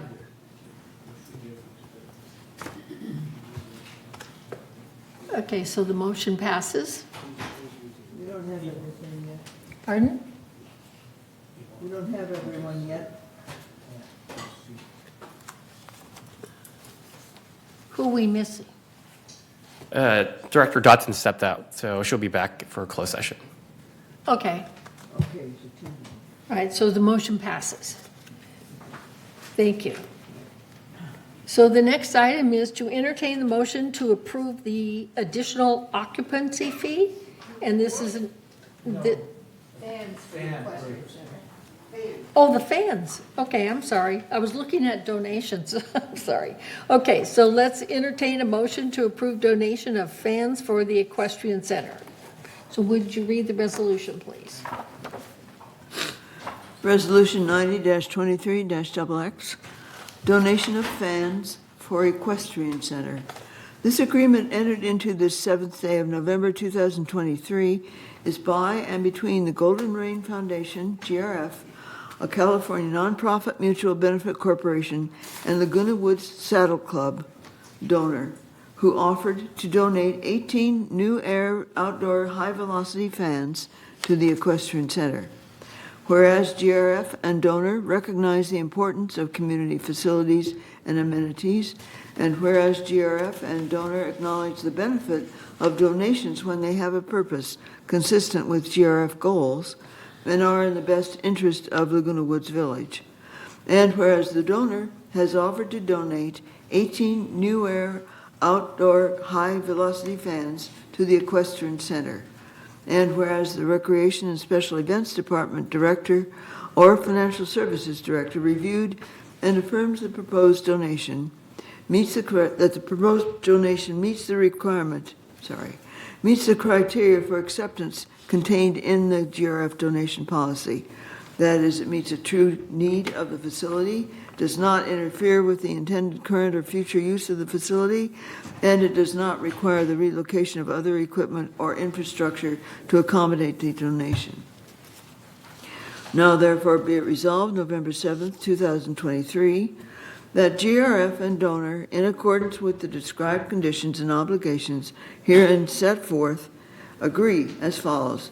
Section 1, the donation known as donation of 18 new air outdoor high-velocity fans to the Equestrian Center, described below, is donated in its entirety to GRF, hereafter owned by GRF and managed on behalf of the residents of Laguna Woods Village by Village Management Services, Inc., VMS. Section 2, donation description, 18 new air outdoor high-velocity fans, location, Equestrian Center. Section 3, amount of donation, item cost, $3,311.87, installation cost, 0, maintenance cost, 0 annually. Total estimated donation is $3,311.87. Section 4, GRF reserves the right to move or remove and or retire the donation following cessation of the 5-year period. The term shall commence upon the date entered into and indicated above. Section 5, GRF will not replace the donation or community space improvement if it is stolen, vandalized, worn out, irreparably damaged, destroyed, or expired. Section 6, installation and maintenance. GRF shall be responsible for the installation and maintenance of the item, including any reasonable repairs. In Section 7, the term of this agreement is a minimum of 5 years or beyond, if applicable. And resolved further that the officers and agents of this corporation are hereby authorized to carry out this resolution as written. I move that we accept this resolution. Who seconds?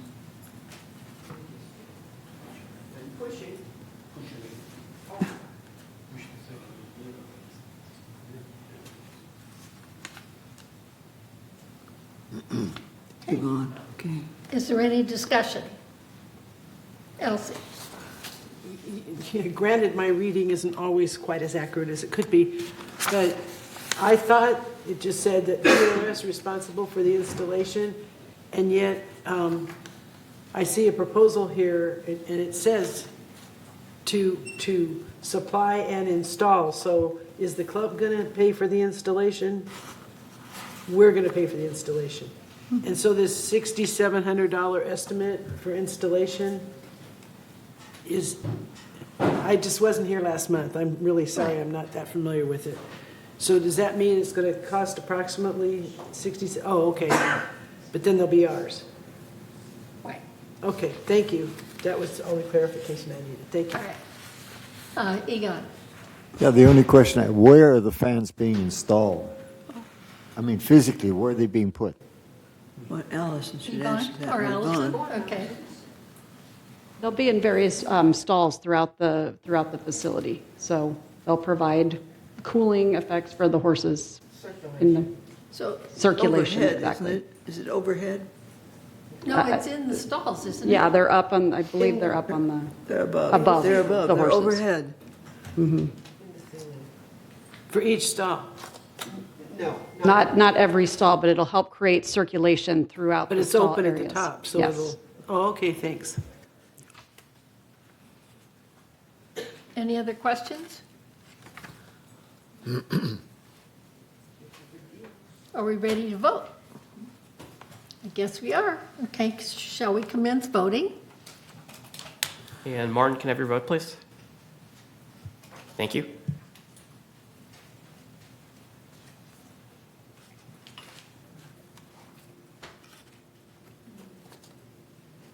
And President Carpenter and Director Horton, can I have your votes, please? Just thumbs up or Yes. thumbs down. Okay, thank Thumbs up. What's working? Oh, there it is. See, it comes up about 5 minutes, 3 minutes later after I push it. Motion passes 10-0. So who are we missing there? Same person, Debbie Dotson. Oh, okay. So the motion passes. The next item would be to entertain a motion to approve the additional occupancy fee and November initial notification, 28-day notification for member review and comments to comply with SIPA Code 5360. So just one comment about the resolution. It's basically written now so that, okay, do you want to talk about it? Okay, it's basically written so that it's 50% of the GRF fee, and so each year it would automatically increase as the GRF fee increases. So, Or decrease. or decreases, yes, okay. So I need to have a motion? You need to read the resolution, right? Yes, Okay. read the resolution. Resolution 90-23-XX, GRF additional occupancy fee. Whereas the GRF assessment for net operating costs, reserve and restricted reserve contributions is divided equally by the number of units in the community, regardless of how many individuals occupy a unit. And whereas an additional occupant fee is charged for each individual in excess of 2 occupants residing in a unit to account for additional use of community services and facilities.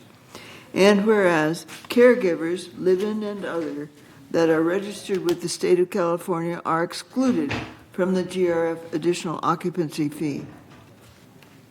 And whereas the additional occupant fee is applied to the owner's account beginning on the first day of the calendar month immediately following the additional occupant's effective date.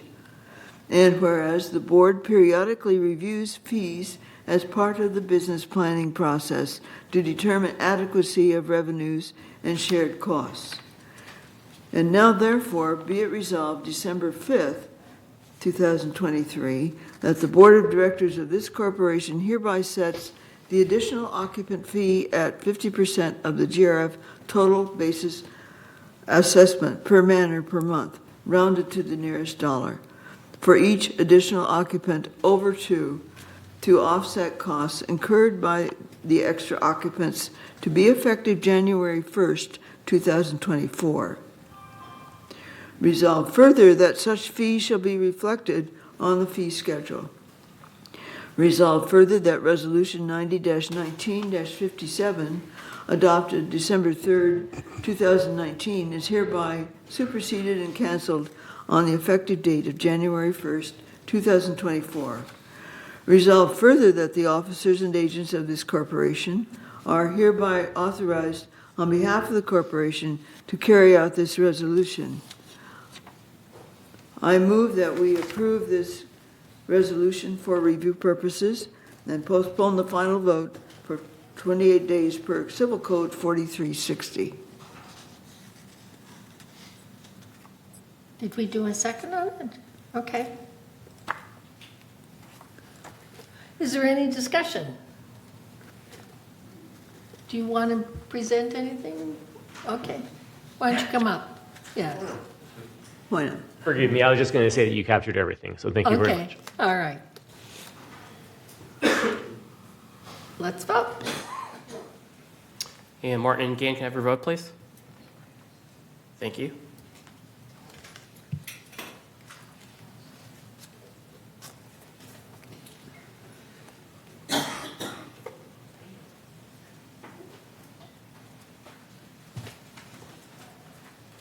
Okay, so the motion passes. So the next item is to entertain a motion to approve the proposed defunding expenditures. So do we have a resolution? Resolution 90-23-XX, proposed defunding at year end. Whereas Resolution 90-23-49 adopted and approved the capital reserves expenditures plan of this corporation for the year 2024. And whereas department heads reviewed the reserve expenditures report and identified items eligible to be closed or funding reduced. And whereas the Golden Rain Foundation recognizes the need to remove one reserve expenditure from the equipment fund, remove one from facilities fund, and reduce one from the equipment fund by year end on December 31st, 2023, as follows. Item number and fund, JP 19-034-0000 EQF, Service Center Generator, reduction 120,000. JP 23-007-0000 EQF, Clubhouse 1 Mounted Projector, 20,000. JP 220340000 FF, Security Building HVAC System, 65,000. Whereas the 2023 annual capital items will be updated at year end and replaced with 2024 capital items. Now therefore be it resolved November 7th, 2023, that the Board of Directors of this corporation hereby approves this resolution in accordance with the described reasoning. Resolved further that the officers and agents of this corporation are hereby authorized on behalf of the corporation to carry out the purpose of this resolution. I move that we approve this resolution.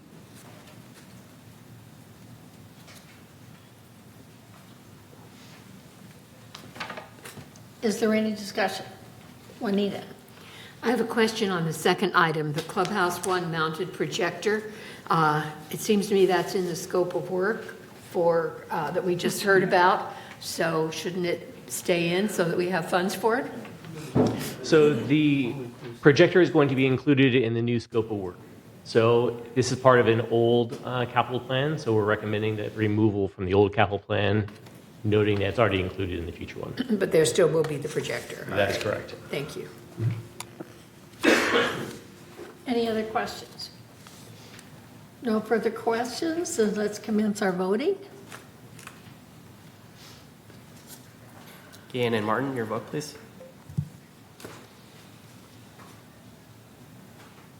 Thank you.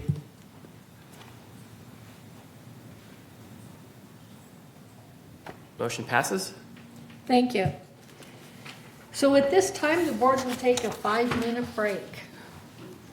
And I think we all need it. So we'll be back.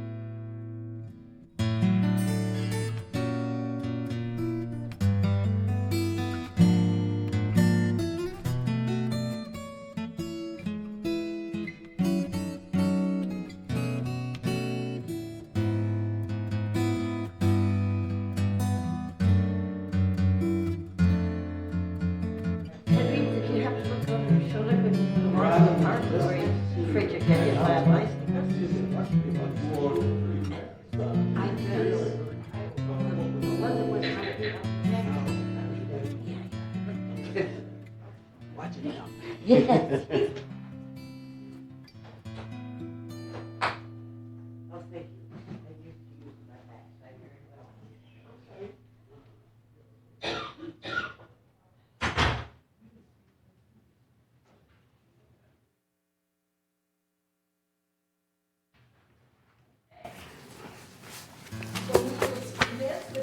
Committee reports, and so Jim Hopkins, you're on. Okay. Let me just start right off and say what the first chart shows that all GRF revenues, including the restricted for reserves, those restricted for reserves, such as the transfer facilities fee and the GRF portion of the HOA fees. The reserve investment income, which is also restricted to reserves, is included in revenue. Reserve spending is not included in this statement. So through the reporting period of April 30th, 2023, GRF had a net revenue of $3,385,000 with a total revenue. September 30th. You said April. Did I say April? I think we're a little farther along. Did I say? Wow. Wow. Okay, thank you. And with a total revenue of $37,721,000 and a total expense of $34,336,000. GRF was better than budget by $1,687,000, with total expense coming in lower than budget by $1,847,000, and that's primarily due to open positions throughout the organization. This was partially offset by total revenues coming in worse than budget, about $160,000 worse than budget. And that's primarily due to lower trust facilities revenue as a result of fewer sales in the community. Slide 2. The next chart displays the operating fund, which excludes the non-operating revenues, expenses, and depreciation. This report shows a favorable variance of $1,390,000 through the reporting period, with expense better than budget by $1,629,000. The operating fund displays more, is closer to our per man or per month or HOA fees, and so when we see the operating fund, we can kind of predict what our HOA fees, its impact on the HOA fees. Slide 3, please. Okay. This slide reflects the current market value of the GRF reserves investment portfolio, and we compare that to the 2019 market value at the time of inception. The current market value of the GRF portfolio is $19,014,000 as of September 30th, 2023, and that's compared to a value at December 2019 of $19,031,000. The year-to-date market value increased by $805,000, or 4.4%, and decreased and is lower than the threshold amount, that is the 2019 amount, by only $17,000. And in September itself, the market value increased by $85,000. Slide 4. Now, of the $19,014,000 portfolio value mentioned in slide 3, $18,812,000 is held in our reserve portfolio. In addition to the discretionary investments, the reserve fund assets also include non-discretionary investments of $13,458,000. The net reserve balance is $32,518,000. Next slide. Now, back to the operating fund, which has a more significant impact on the HOA assessments. This slide shows that our most significant operating variances by category, with the green bars representing favorable variances and the orange bars representing unfavorable variances.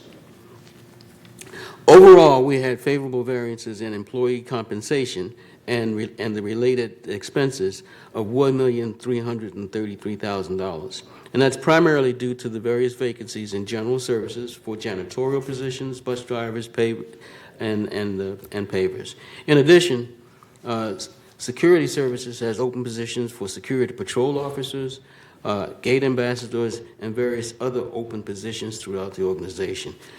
And as usual, recruitment is a year-round, continuous project. Materials and supplies are favorable by $269,000, and that's primarily due to the overstatement of 2022 expenditures for inventory items at the warehouse, which they accrued for. The favorable variances in inventory are slightly offset by the unbudgeted purchase of pool supplies. Other operating expenses of $217,000 favorable are due to savings in training and education and recruiting fees. In many cases, these fees were budgeted early in the year, and actually the actual expenses occur late in the year. So it's a budget timing issue as well. And in the unfavorable category, utilities and telephone are about $250,000 unfavorable due to rising electricity rates and the high natural gas costs amongst all departments. And outside services are $247,000 unfavorable, primarily due to credit card fees in the golfing and performing arts center. These fees were anticipated to be passed on to customers at the time the budget was created. However, these transactions are not processed via ActiveNet, which is the only platform that passes on credit card fees to the customer. In addition, the aquatics budget was based on the reduction of one lifeguard and the lap pool, which was ultimately not approved. Slide 6. This slide shows our sources of revenue other than assessments, such as fees and rentals. To date, we have received just over $7,519,000 of non-assessment operating revenue. By category, we can see that our largest revenue is broadband services, okay, and followed by golf revenue, clubhouse rentals, and event fees and merchandise sales. Other revenue includes class fees, additional occupancy fees, RV storage fees, and equestrian fees. These revenues offset costs and help keep our assessments down. Next chart. This chart shows, as usual, that our largest operating expense is compensation, followed by cable and programming expense. Of the $30.7 million, excluding depreciation, these two categories account for 71% of the total operating expense. Insurance, professional, and legal fees, of course, and utilities and outside services make up the remaining 30%. If you consider that the cable and programming fees are offset by broadband revenue, compensation accounts for 67% of the net expense, while insurance, utilities, and outside services account for 33%. Slide 8. When you look at column 1, our reserve funds have a combined ending balance of $40 million, or 39.981. Okay, and our restricted balance is $3.9 million. The second column shows that the work in process is $7.5 million for reserves and $43,000 for restricted funds. The third column represents the resulting adjusted fund balance of $32.5 million for the reserve and $3.9 million for the restricted. Next column. The next chart shows the resale history from 2021 to 2023. 2023 community-wide sales show a total of 574 homes or manors, and it's 21% below 2022 2022 and 25% below 2024 as of September 30th, 2023. As stated before, this has had a negative impact on the reserve income this year. However, our reserve balance is very strong, and we are still moving forward.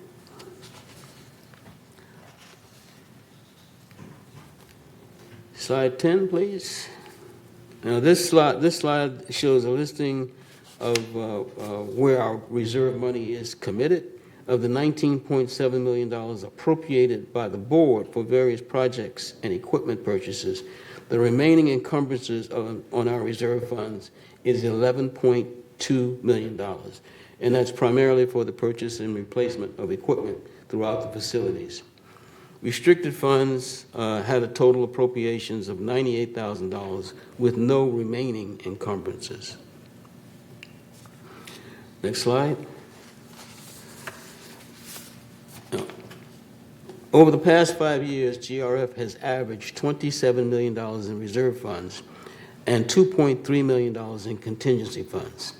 As you can see, the reserve fund has been growing, but that is due to the cycles of asset replacement requirements.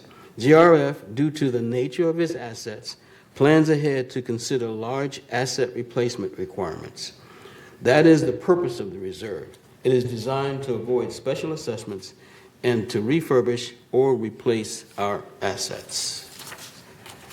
And I have one more chart here that seems, I've lost track of. Okay.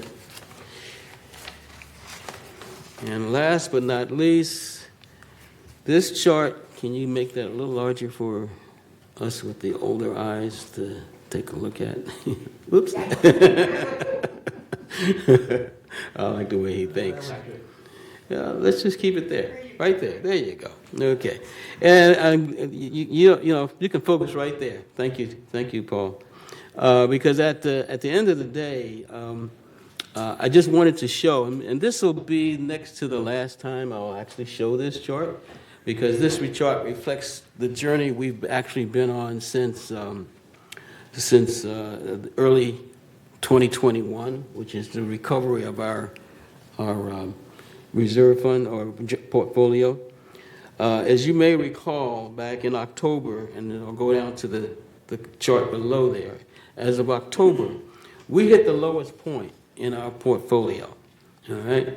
Since then, the bond funds, which we were invested in at that time, started to increase on their own. So it's in accounting terms, it's called unrealized income. In that case, it's only realized when you sell it. And so, since it had improved just on its own because of the nature of the market, it had improved on its own from October through March. We took advantage of that, and we actually started to strategically sell the bond fund portfolio in favor of bond funds. As a result, we took advantage of the appreciation of the funds as well as the increase in the treasury funds themselves. The result is that so far this year, not annualized, but we've increased by 4.4%. If you were to annualize that, it would be something close to 5.8%. All right. Since October, our increase, if we project to year end, 19,262,000, which is what we're projecting the year end to end up as, that will be a 7.1% annualized increase since the October. So obviously we have, by virtue of taking advantage of the market appreciation of bond funds, we have outpaced the bond market itself, or the treasury market itself.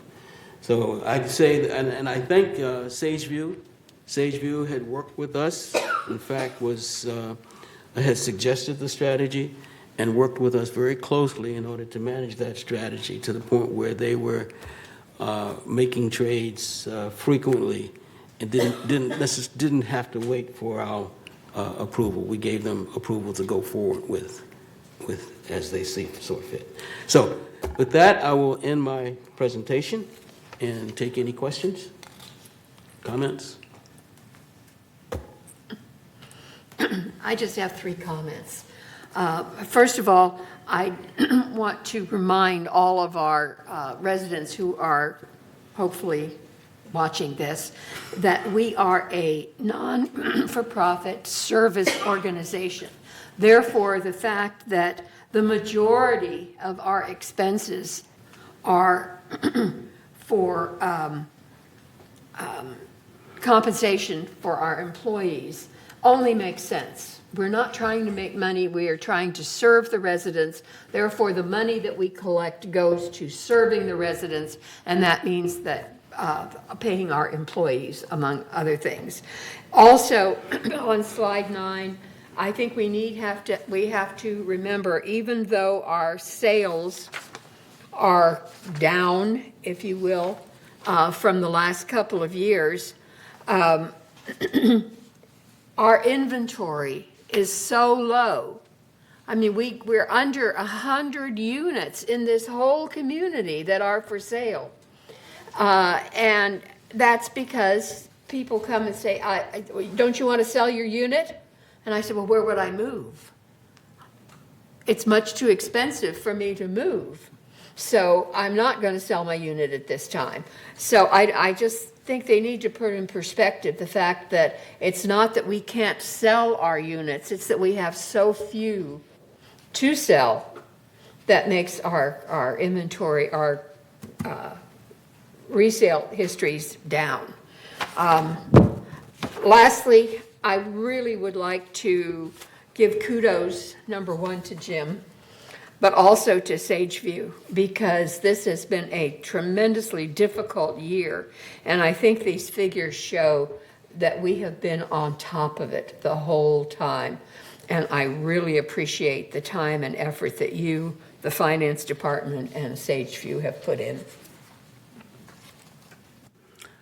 Thank you, Anita. Just just wanted to add to your comment on the inventory.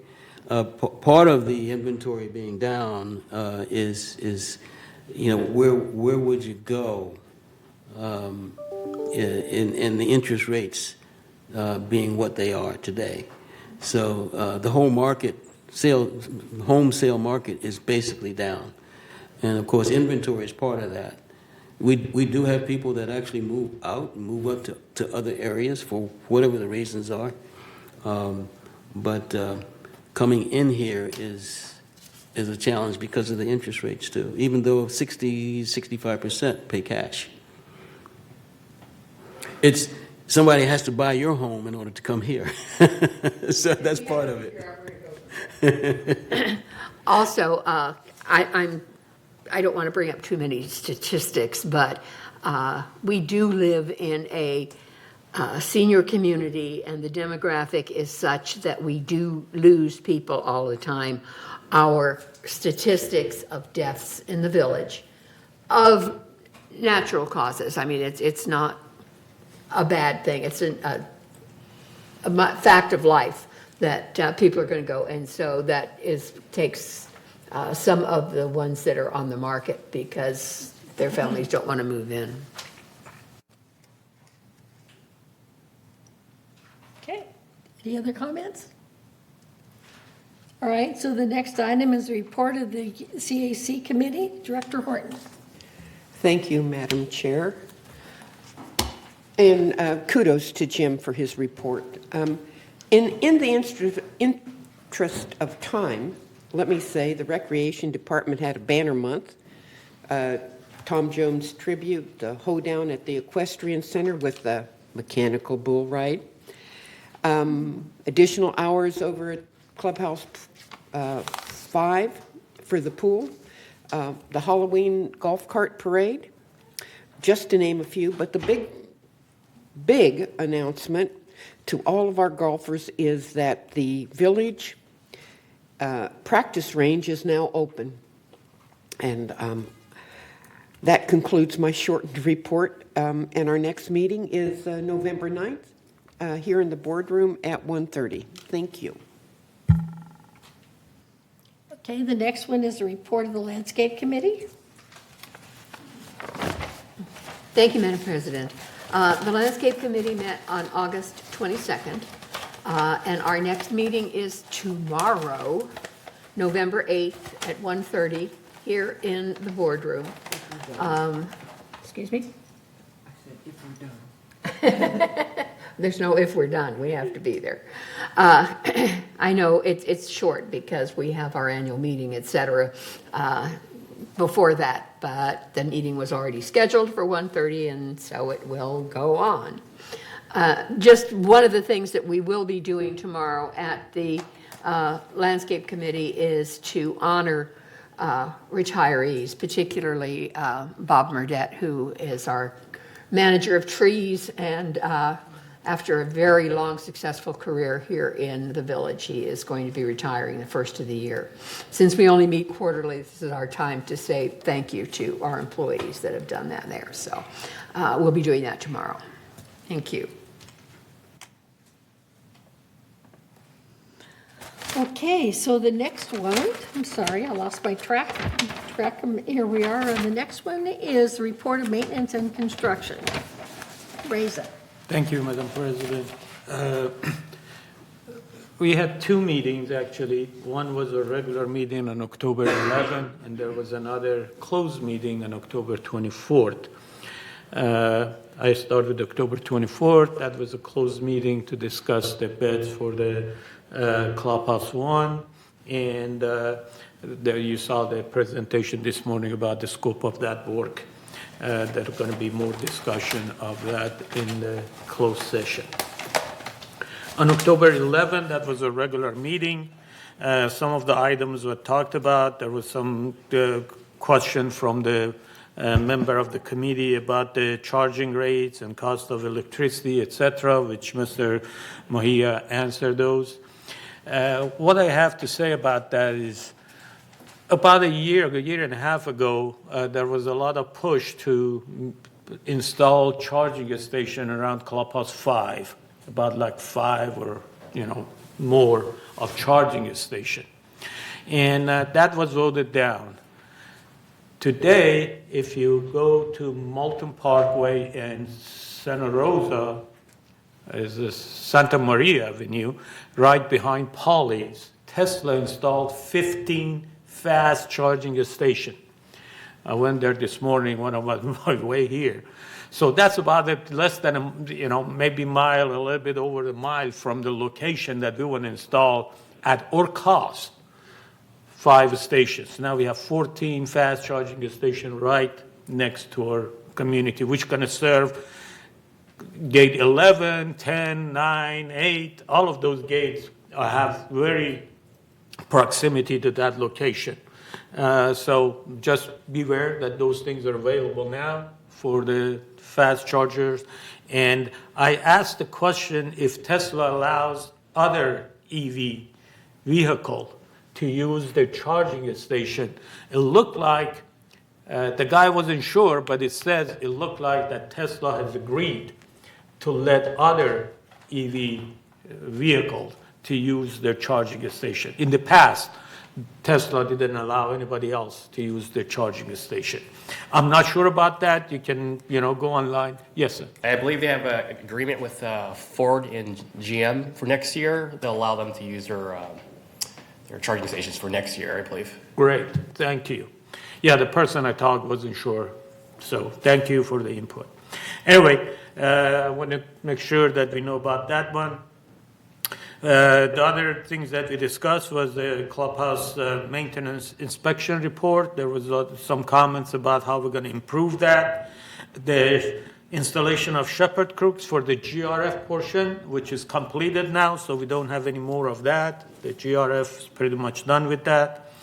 We had a presentation about the repair shop, electrical work for the landscaping group, welding shop, and we talked about the golf driving range, which the opening was last Friday. And finally now we're going to make a little money out of that. And the grass are growing. Although this is winter time, it's going to be a little bit brown, but wait for the summer. I hope it turned green. Other than that, I will turn yellow myself. So, thank you. Thank you. And our next meeting in December 13 at 9:30 in the boardroom. Thank you. Next item, the clubhouse renovation ad hoc committee, Director Garfa. Yeah, there have not been any recent meetings. There's going to be a meeting. The date is to be announced, and we're going to discuss beginning with the restrooms at the Clubhouse 3. Thank you. Okay. Next, Director Hopkins on space planning ad hoc committee.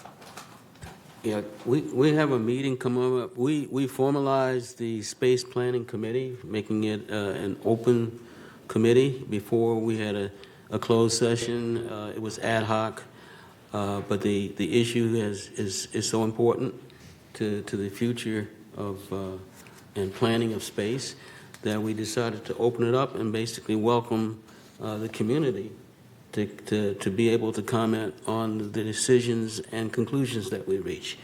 I am not sure when that meeting is going to take place. I believe it's November 15th, I believe. But it is, or maybe it's the 22nd. I think it's the 22nd. It's the 22nd. But at any rate, that meeting has been scheduled. And if you consult your meeting schedules, you'll see that. I didn't get a chance to do it myself. But we hope that to get a lot of participation because it's a lot of things going on regarding space. And remember, this started off by the fact that we could no longer utilize Building E. So a lot of people think of it as Building E, but it's actually spatialization / Building E. So welcome everybody. Comments all. All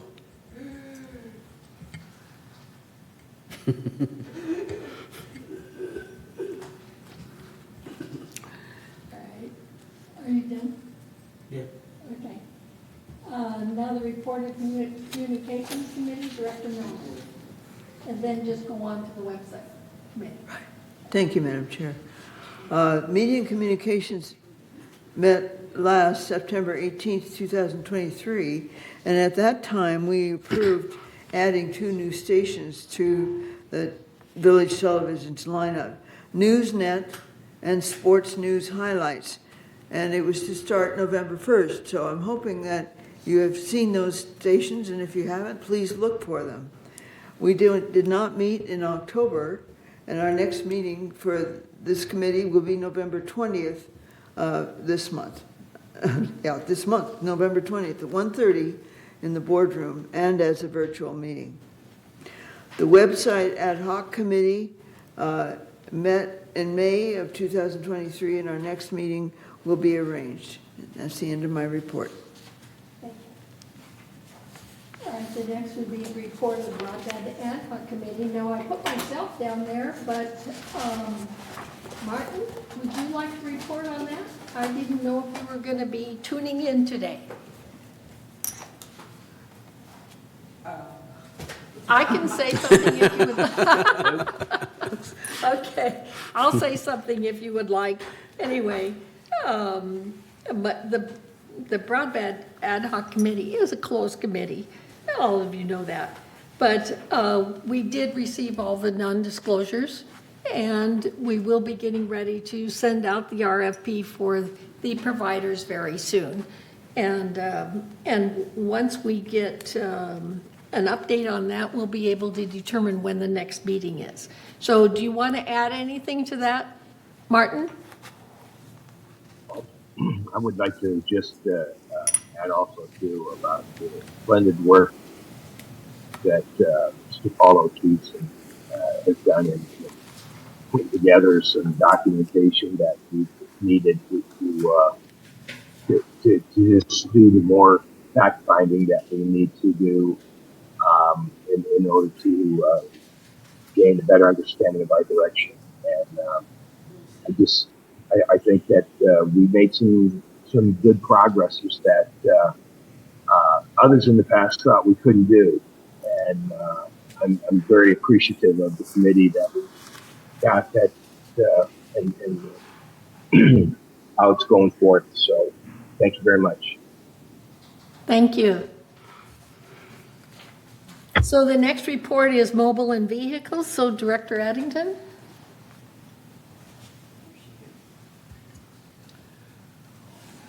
I'm sorry, I was still engrossed in looking at Martin's from so far away. You know, there's a little lag there. Anyway, good to see you, Martin. Love to the family. The committee met on November the 6th.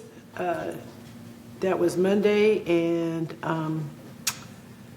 the next meeting we've gone to quarter. Oh, and we discussed the specifications for purchases of vehicles for 2024. Did you approve them? Yes and no.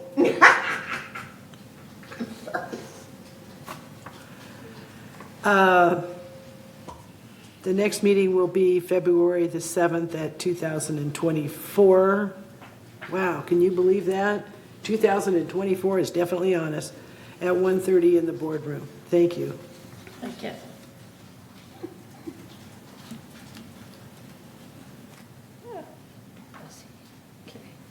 All right, so the next one is Security and Community Access Committee.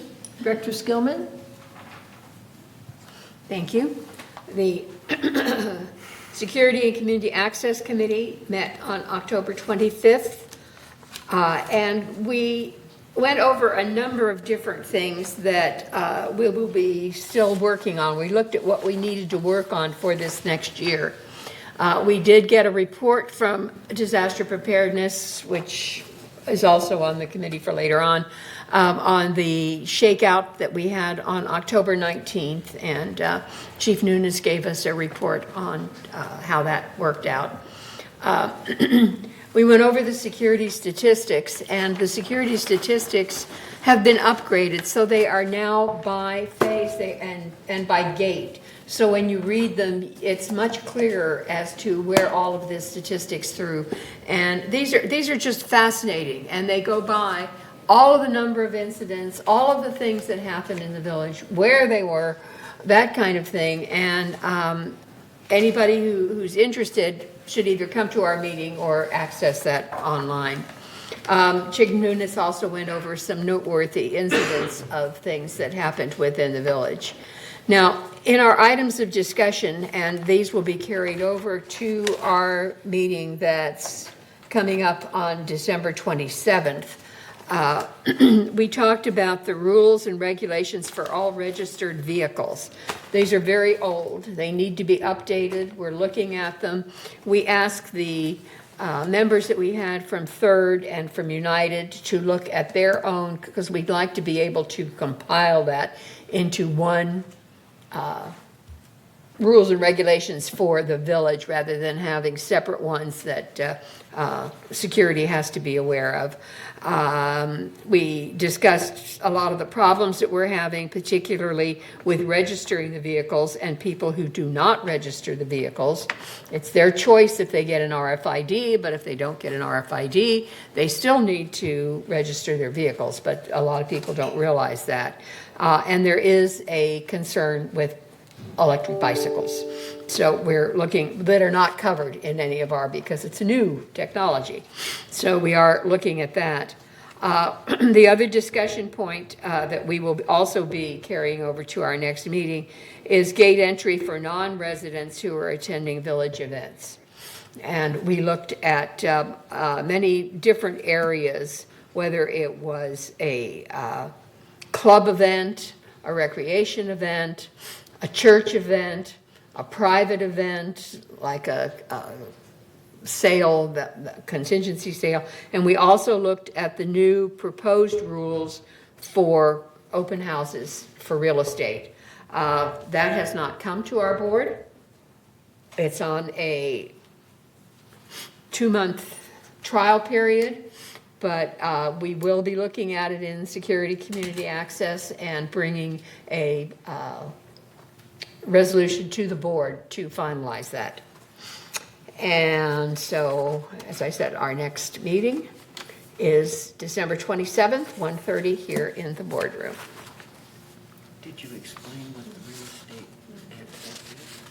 estate? No, but I'd be happy to. And this is something that has come out of community services and our real estate forums. Right now, when our real estate agents have an open house, they cannot leave it untenanted. They have to lock it up, go to the gate and pick up whoever is coming in to see it, then go back and unlock it and show the house there. And so it takes a lot of their time, or they have to have extra resources, another person that's there, et cetera. So what's going on right now is that they do not have to pick them up at the gate. Gate ambassadors get a list every Friday of all of the open houses. And if you are coming to an open house, you stop at the gate and you tell them the address and the agent that you're working for. You fill out a little form. That way we know who's in the village, what their license plates are, whatever. And then they can go in and go to the open house. Now, some of the concerns that were brought up is if you go to one open house and you don't like it, can you just drive around the village and look for open house signs? And once people get in the village, there's no way that they can be monitored to see where else they might go. So there are things that are looking at it. It is on a trial period, and we will have a resolution for the board the first of the year. Thank you. Okay, so the next one is traffic hearings.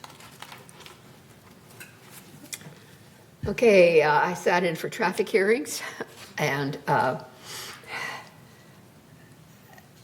have to say it was difficult because we did not have representation. Traffic hearings are 5 people or 4 people, one from each of the associations. And we only had 3 people show up. So it makes it difficult. But we did do it. We had 7 people. Well, it was really 6 people. 5 people, one did not, the 6th person didn't show up, and one of them had 2 offenses, 2 violations for the same person. But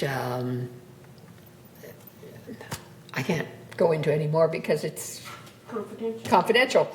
But you can say the numbers. Were there most of them found guilty, or? Yes, they were. And paid the fine. Right. Well, the fine was put in abeyance for a couple of them for extenuating circumstances. What groups aren't showing up?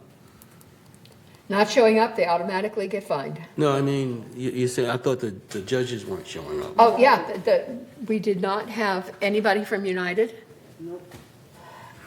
that showed up. And that's very typical. Yeah, so. Frankly. Start taking attendance and publishing it. Well, because of the changeover in officers and committees, I have addressed it with the new president of United and have been assured that's not going to happen in the future. We'll see.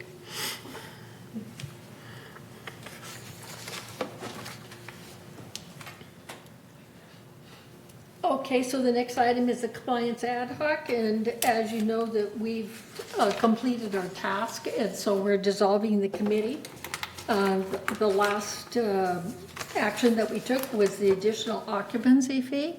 There was a lot of discussion as to, with the new law and the addition that we can, the requirements for renting or the ability to be able to rent our rooms, how we were going to treat that. But my thinking is that has to start with the mutuals, because they're the ones that have to add the additional occupancy fee for the mutuals before GRF can do anything different. So if they decide to raise their occupancy fee, then for additional members other than the provision that we already have, then we can get together and work out the issue. But there really is no more action that we need to take, and so that committee is dissolved. Okay, so executive member hearings, Director Skillman, are you going to report on that? Director Karimi was in charge. Okay, so Karimi, raise it. Yes, we had the meeting, and since it was closed meeting, I have nothing to report. Thank you. Thank you. We had the meeting, is what you're saying. And we will have another meeting next month. Okay, so report on the disaster preparedness task force, Director Skillman. We had the great shakeout, California shakeout, on October 19th at 10:19 a.m. Security Department did their windshield survey where they have ride-arounds to look at the whole community, and they did their whole route, and that's when, if there is an incident, an earthquake, they would be able to tell if there was any damage, etc.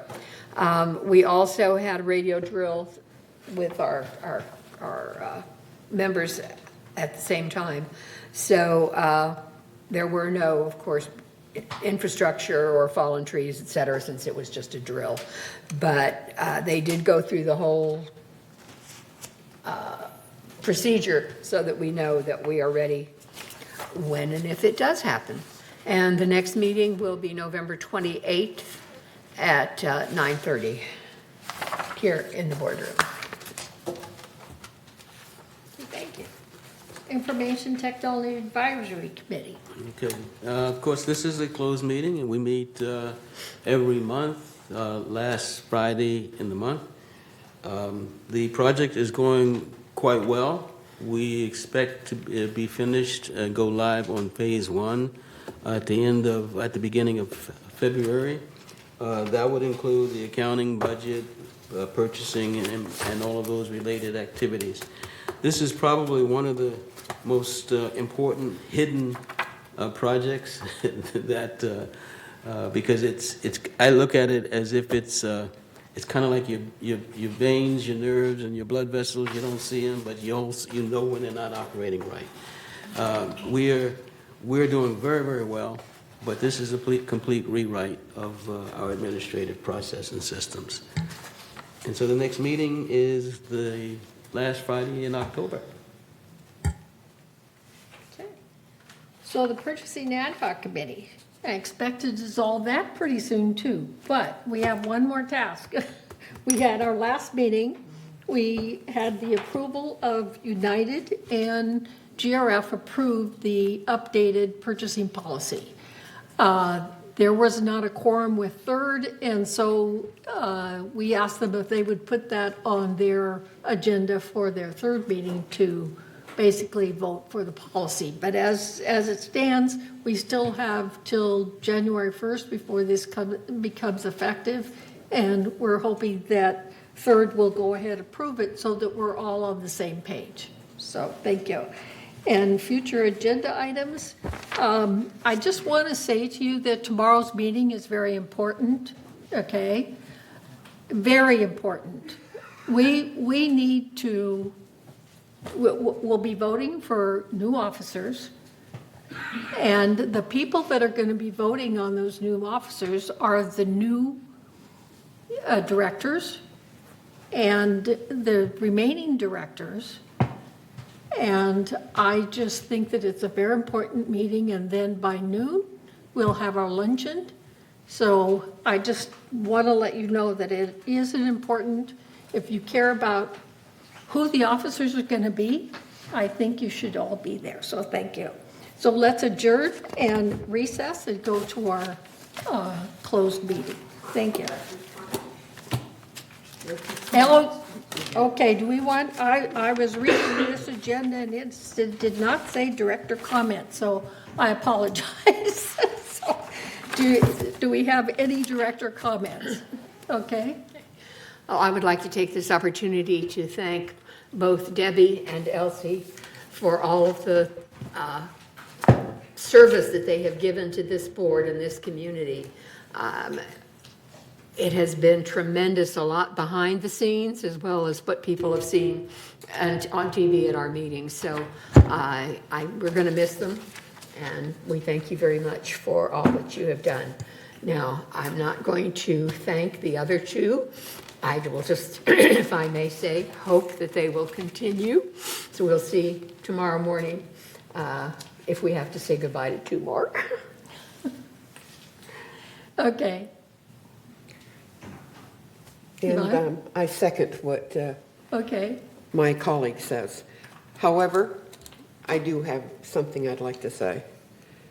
And I'd like to remind everybody that here in Laguna Woods, we are a melting pot. And this place, this village, is a place of peace in our declining years. Respectfully, I ask, please keep your politics out of our clubhouses, gyms, libraries, and the PAC. Thank you.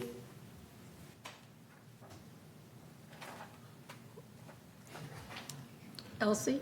Well, I certainly agree with what Yvonne says. And aside from that, it's been really a pleasure to work with you guys these last couple of years, and also staff. I mean, I hope I thank staff enough at every opportunity for them to know how much I appreciate them.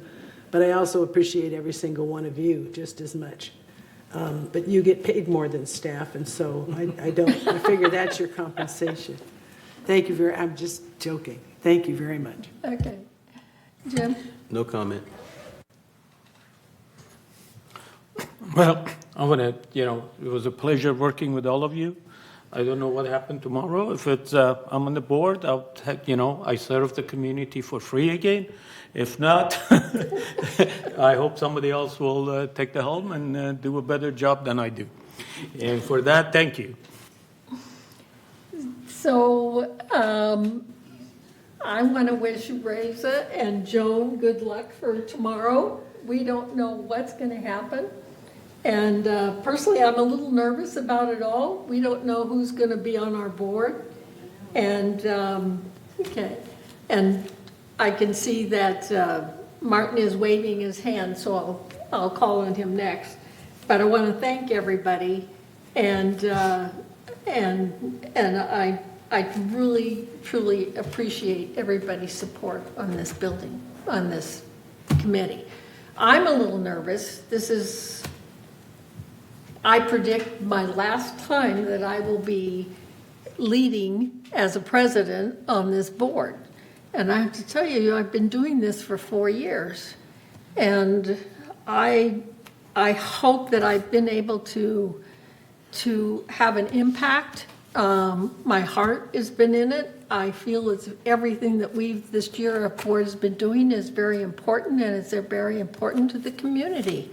So thank you, everybody, for your support. Okay, so next, Reza. All right. I mean, not Reza.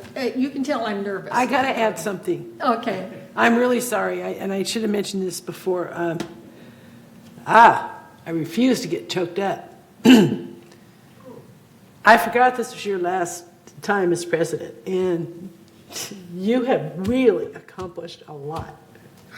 Juanita and I were talking about it the other day, and just listing it off, and like the improvements and the cross organizational, the unity you've achieved in most cases, and in other cases you still left it better.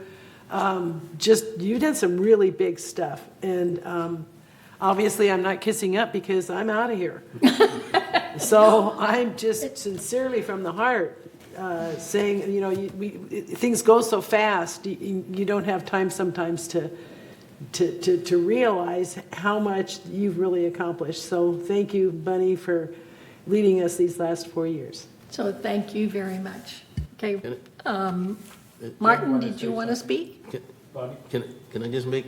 Okay. And I'm sorry. I'm thinking that tomorrow we have this opportunity, and I realize that this is the last GRF meeting that you'll be leading, right? Leading, and I want to just ditto everything that you said.